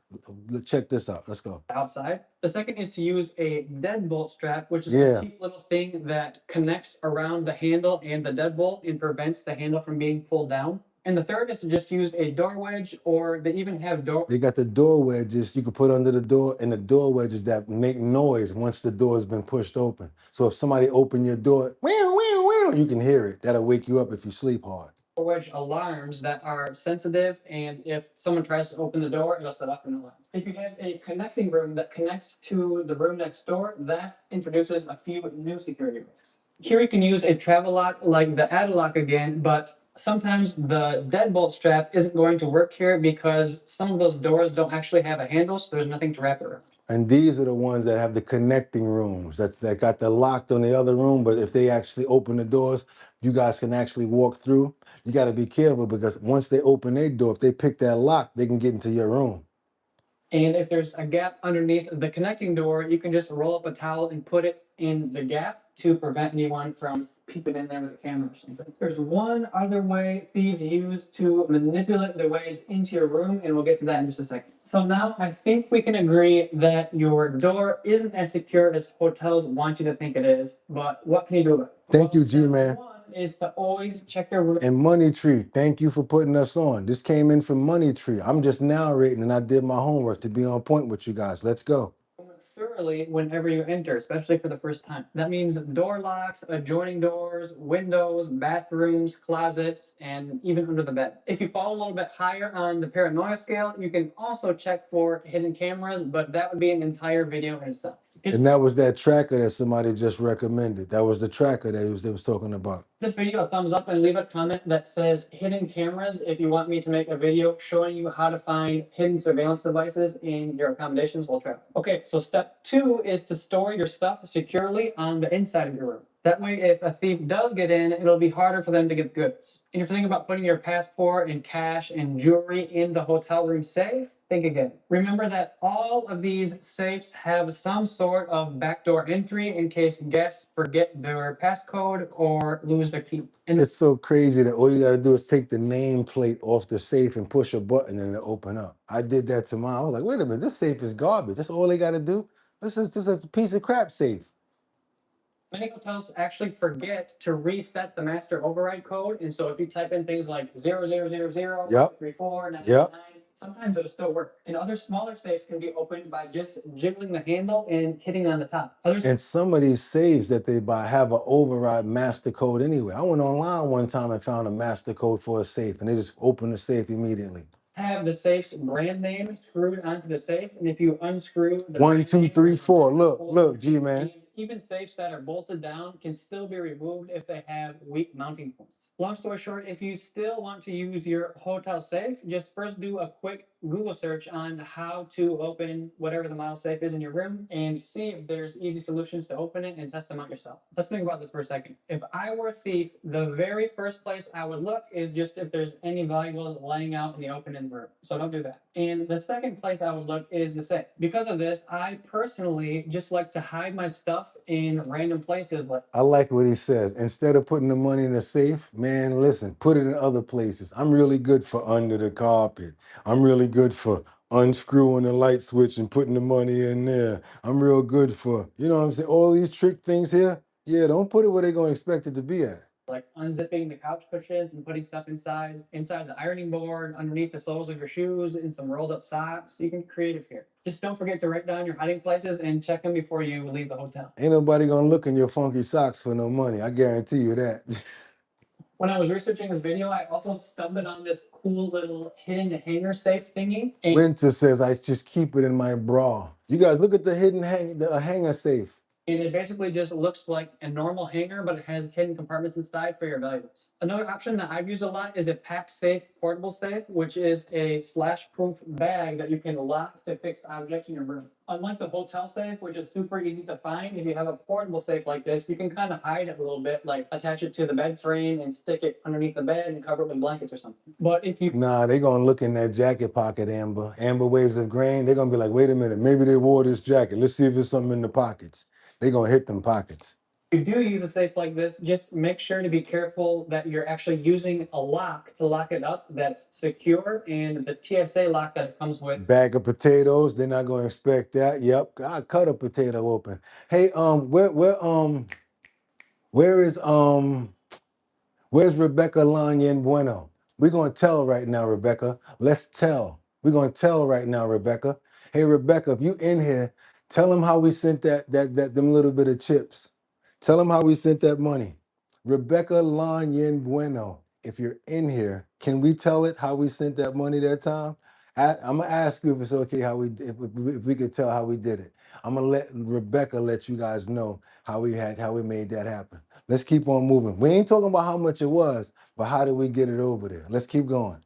But isn't that secure? I'll link some more secure ones that you can use in the description. For example, I don't know if you can see it here. Here, I'll show you. But the place I'm staying in tonight just has a glass sliding door with a really basic lock on it. So in places like this, all you can really do is use one of those portable safes or find some good hiding spots. And in normal hotels, they might also have a safety deposit box that you can leave valuables in at the front desk. This may or may not be secure depending on the hotel. But sometimes the biggest security risk in hotels isn't sophisticated thieves. It's the hotel staff. Think about this. He's not going to say what I'm going to say. I'm going to keep it a buck with you. A lot of them people ain't getting a lot of money. A lot of them people know what's going on. And they may have a couple of friends that ain't got no job that they're like, yo, come on over here, such and such, because this is going on. This person doing this. This person's doing that. He ain't going to say it. I'm going to say it. That's just an added bonus that I'll tell you. It's careless hotel staff. Before I show you how thieves manipulate staff into giving them access into your room, I just want to say that I know that this video covers a ton and might be a little bit hard to remember. To help you out, I made a quick hotel security cheat sheet that you can download for free in the description. And I also have an anti-travel scams cheat sheet in case you want to learn how to avoid travel scams while you're exploring your destination. Okay, so clever thieves know how to manipulate the front desk staff into giving them replacement keys to other people's rooms. Imagine for a second a guy rushing up to the check-in counter when it's already busy with other guests. He's shirtless, he just came from the pool, and he's dripping water all over the floor. He says he accidentally left his wallet inside of his room that has his ID and key card, and he needs to get in ASAP to take some medicine. Now imagine the lazy receptionist that you often see in hotels. Do you really think they're going to take the time to gather information to verify his identity? Probably not. At least not always. This is another tricky one to prevent, but another thing that you can get in the habit of is telling the reception exactly what guests are in your room. And you might even be able to ask them to add a password requirement before they give out any replacement cards. This is honestly a bit beyond my level of paranoia, so I've never actually tested it out myself. But that does not sound like a bad idea, especially if you're staying with a couple of people. Be like, yo, you're gonna need a password to go down there and get the key and get the key card. This way they know it's only one of us that came down there and got a replacement. I'm not too mad at that. I'm not actually thinking that that's too much to go for. That's not too far right there. That's actually a good idea. But it wouldn't hurt. Other simple precautions you can take are leaving the TV with the volume up inside your room. Oh, they're gonna go old school. I forgot about the old school. Remember mama used to leave the TV on in the house or leave the radio playing in the background? Thieves are on to that, but hey, you can at least try. Remember we used to do that? Play the music in the background, turn it down a little, and be like, maybe somebody in there. Or what you do is what's the other one? Oh, you put the do not disturb out to make people think that you're asleep and you're in there. They don't want to come in there to wake you up, right? Room, or turning on some music and putting it inside the bathroom so that when you go out, it still sounds like someone in the room. You can also always use the do not disturb sign because a thief is less likely to risk breaking in if he thinks there might be someone on the inside napping. So now if you step out, don't be scared. Use your own do not disturb sign. Unless you want the maid to go in there when you ain't there, which is 9 times out of 10 probably something you don't want to do. So yes, be around for the maid in the daytime. There's some added things I'm going to tell you. There's some other stuff I'm going to tell you, but I don't know if you're going to agree with me. Normally, I wait till the end of a trip to tip the maid. I stopped doing that. If I'm going to tip the maid like 20 or 25 bucks when I leave, I now, every single day that they come in there, I leave a $5 bill with a put a post note on there saying, for the maid, with with a note on it, for the maid, right on the bed, for the maid, for the maid. That's the same $25, but this way I'm giving her that $5 every single day. Room's gonna get a little bit of extra more special treatment. You're gonna be able to get towels and things like that, no problem. And they're gonna have good things to say about that guy in that room. He tips pretty nice. Yeah, let's keep on going, you guys. Let's go. Let's keep on going. And here's another tip that I learned from a YouTube comment that someone left on another one of my videos, correcting a mistake that I've been making for years. I like to be friendly, so a lot of times I'll say bye or I'll chit chat with the reception or the hotel staff before I go out for the day. And sometimes friendly workers will ask what my plans are for the day and I'll share them with them. But from a security standpoint, this probably isn't the best idea because you're basically announcing to everyone that your hotel room is going to be empty for the next few hours. It'd be safer to try to be a little bit more incognito and slip out of your hotel without drawing attention to yourself. Yeah, all that. See you guys later. We're going on a trip. We'll be back. And then that's letting everybody in the lobby know that 302 is going to be vacant for a while. You get what I'm saying? So maybe you want to just silver bells. You ain't got to let everybody know when you're leaving in and out. I don't do it. Not at all. Because again, what if the staff is broken? They do it themselves. Speaking of not drawing attention to yourself, the same principle applies when you're in the airport. A lot of times we let our guards down in the airport. Who else said that they leave the tip every day? G-Man, you know what we're talking about over here. They're going to take care of you every day. And I dare you to ask for something. Oh, Poppy, what do you need? They'll take you to the cart. Take what you want. You want some towels? You want some extra? You need some cups? You want some extra coffee? Take whatever you want off that cart. You don't want to leave that $5 every day, right? Exactly. $5. And don't wait till the end of anything to get that room clean, because we know that cleanliness is next to godliness around here. You guys do know that, right? You need to keep that room clean as you're in there too. Treat it like your own home. And this is me talking now, because you want that positive flow. You want that airflow. And you also want to respect the cleaning people. So don't go too crazy and talk about, we'll do it later. Some people are like that, but no. Take those clothes out of that luggage, put them in those sleeves, in the drawers that they need to be in. Everybody get their stuff where they need to be at. Put that luggage inside that closet. Hang up what you got to hang up, and now you're comfortable inside of your space. After you finish eating something, you throw it in the garbage. You finish with that bag, you wrap it up because you don't want bugs. You do not know this area. You do not know that hotel room. You constantly clean up after yourself. This way, you're not losing stuff by people doing stuff like this. Because when you do that, you don't realize what's lost until that last day. Trust me when I tell you. Let's keep going. Airports because of all the security that you see, but that's exactly why airport theft has been on the rise. To learn how airport thieves choose their victims and how to avoid being an easy target, watch this video next. I shared some small tweaks that you can make to your airport process to take the target off your back. Okay guys, like, subscribe, do the things, love you, bye. Yeah, we definitely will, and all that over there is cool too, but security risks hotels don't want you to know. Security risks hotels don't want you to know. And in parentheses, how to fix.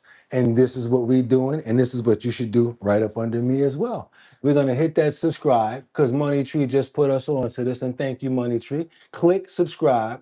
Now we're gonna hit that arrow and we're gonna select all.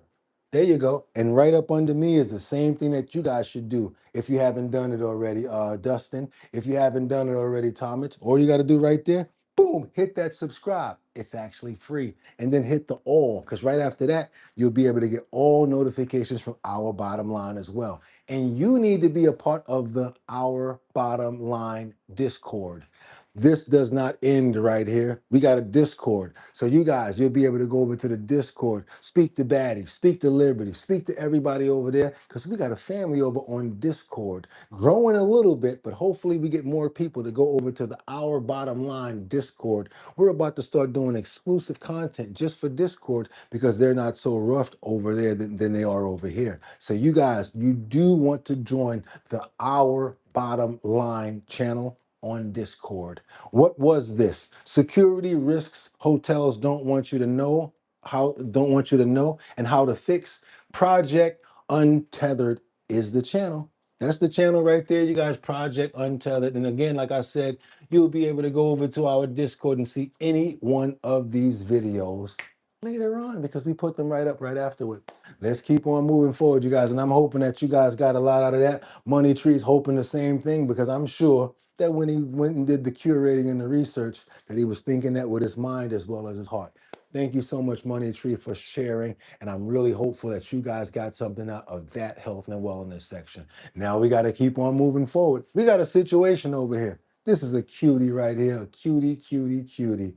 Imagine you come home from work and who's waiting for you? None other than a bulldog. You're like, where's this dog come from?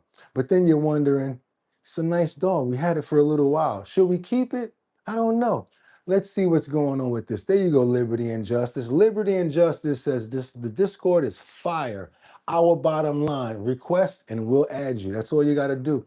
I got a lot of millionaires crap. All you do, well, give it all to us. We can use some millionaires crap. Let's keep on going, you guys. I like this topic right here because we got this woman out of nowhere. She arrives home to find a random English bulldog waiting for her. What would you guys do? I mean, I've always loved bulldogs, even though I'm a pit bull lover. I'm probably gonna keep this bulldog. Let's see the story about this bulldog right here. Let's keep on moving forward. Double tap that screen to get those likes up. The woman was driving along her secluded farm at 7 a.m. when she was met with a seriously confusing surprise. And you know how they get after a while when the tongue just be sticking out? So she like that. So I just came down this morning and this little puppy dog is sitting by the goats. Hey bud, you okay? I'm not sure whose it is. She looks so tired, right? He just appeared. This random English bulldog first appeared on her cameras at 12:37 a.m. And it looks like she'd been waiting for someone on that log ever since. Are you hungry? It was so Look at the tongue, y'all. The tongue is just too much, right? timid at first. So Andrea rushed to get some food to try to win her over. Come on, baby. Oh. Go. They see she got a sty in her eye too, right? It looks like that wasn't attended to. That happens from bacteria. And when the tear duct gets clogged, that actually happens when that happens. So hopefully we'll see some progress in that area because it sounds like a lot of love in the air right now from us as well, right? You hungry? At first, Andrea was more confused than anything. Her farm is miles and miles away from her closest neighbor, definitely too far for an English bulldog to simply wander off to. Stella was starving and so parched. How long could she have been out here? Good girl. She was so loving that Andrea knew she had to be someone's dog. She walked right up the stairs and into the house like she knew exactly what living in a home was like. She definitely wasn't just a stray. Andrea took her to the vet to scan for a microchip, filed a police report, posted on social media, and called the Humane Society. But no one claimed her at first. No one claimed her at first. Stella met Andrea's resident dog and they became fast friends. The three of them became more and more like family as the weeks and the seasons passed on, as no one stepped up to claim Stella. So as you guys can see, they're having a good time as her being a foster. She's broken her in. She's feeling good now. Looks like that sty is out of her eye because of what? Love. And she's basically having a good time just being a dog right now. We're going to see what the outcome happens. Finally, one morning, when Andrea was driving along the property line with Stella, she found a tin bowl and a tiny blanket stuck under a bush. Stella's owners had dumped her on her farm in the middle of the night and left her there. So basically, she found a tin water bucket and a blanket, and that's when she realized that the parents had basically dropped her off and just abandoned her on her property. Andrea was more than happy to officially welcome Stella into her family. Nowadays, Stella is thriving at the farm. She takes daily rides with her mom to visit her first friends at the farm, the goats. You coming to see Stella? They have the cutest relationship, and both parties seem totally infatuated with each other. Hi. Stella knows exactly where her home is, and she will never be lost or wandering again. I'm sorry, but the last sentence is my favorite. I love dogs so much. I want to hear this like all day long. I love that. Stella knows exactly where she is and she'll never be without a home again. I love that part. I got to hear that again, y'all. Stella knows exactly where her home is, and she will never be lost or wandering again. My favorite part. My favorite part, straight up. Special thanks to Stella. And we got the Instagram page, Stella and Cash. The TikTok is Stella_and_cash. Beautiful story right there, you guys. You know how we love the animals. We love our furry little friends, you guys. That's how we do over at Our Bottom Line. And if you guys are happy with the show and appreciate and you have not subscribed yet, what are you waiting for? We're on our way to 74,000 subscribers, you guys. I already told you, they can't keep a good man down. They will never ever take our crown. I told you, we're gonna snatch that mic back. What we got, about 14 more days left, 16 more days left, or something like that. You better be real good if you think that you can come an inkling of a way close to dealing with a show like Our Bottom Line. That's why we spell it H plus. It used to be Our Bottom Line because we used to be an hour. We had to add the plus because it's H plus it's ours. It's not my bottom line. This is our show, right? And then the bottom line, that means that we keep up to the bottom line of stuff. No matter what we see, what they're trying to put in our faces, we stay to the bottom line. That's why when those people talk about Fox, PBS, and all of that, it really fathoms me. Don't you understand that's the name of the show? Our Bottom Line. We don't care about the networks. We care about our solutions and what we come up with. And that's what we're about over here. I am not a Republican. I am not an independent. I am not a Democrat. And I am not a conservative. I'm a human being that made a platform for people like us to be able to have good dialogue. So as long as you're respectful, we'll be able to have good dialogue and a good show. Last thing I'm going to say is this. I feel as if people can debate and argue, they can come up with good solutions. Same way we have a good show here with Republicans, independents, conservatives, and Democrats. You notice that? Especially when it's about a topic that we all care about, like kids or animals. We don't worry about the party. We worry about the human party. That's how I'm going to leave that this morning, you guys. So you know what we got to do right now, right? That's right. If you guys are trying to get your promo out there and get in front of more people, we almost have 74,000 subscribers. Send your promos over to me at bridgethisllc@gmail.com. I'll put it up in the post notification area and everybody will get a chance to see it. That's right, you guys. Also, you know what we got coming up, and I can't wait for my buddy to call me today. We prayed for him last week and our prayers came through. So I want to give another shout out to my buddy Vinny Viola out there in Staten Island, my brother. Love you. You've been a friend of mine for 20, 25 years. Just want to tell you that I'm really happy about you having a good report from the doctors. I'm also happy that your stent operation went really good. And I just want to make sure that you know that we love you over here. And stop working so hard, because it's not always about work. It's about staying alive too and being able to experience your friends and your family. We understand what you're doing and we're with you, Vinny. So we love you to death for putting together the Show Your Talent search. That's the talent search that we have going on in Manhattan, Bronx, Brooklyn, Queens, and Staten Island. Also, one person from here will be able to actually come and be a part of the show as well. What is it? It's a talent show. You don't have to just be able to sing or dance. You know how to do a backflip. You know how to do a wheelie. You know how to paint. Whatever you know how to do. Somebody might step up and say, hey, I know how to cook.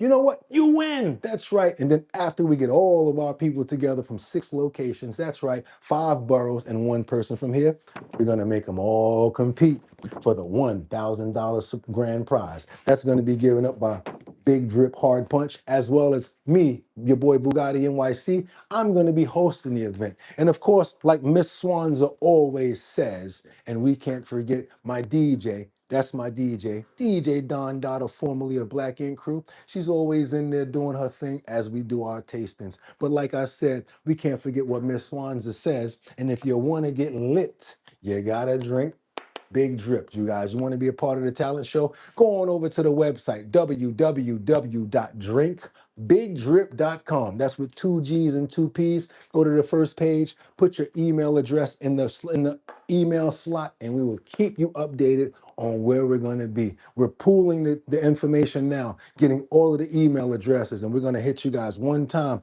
This is where we're going to be at. This is where we're going to be at. And hopefully everybody, whoever's in those 5 boroughs, you'll be able to pull up.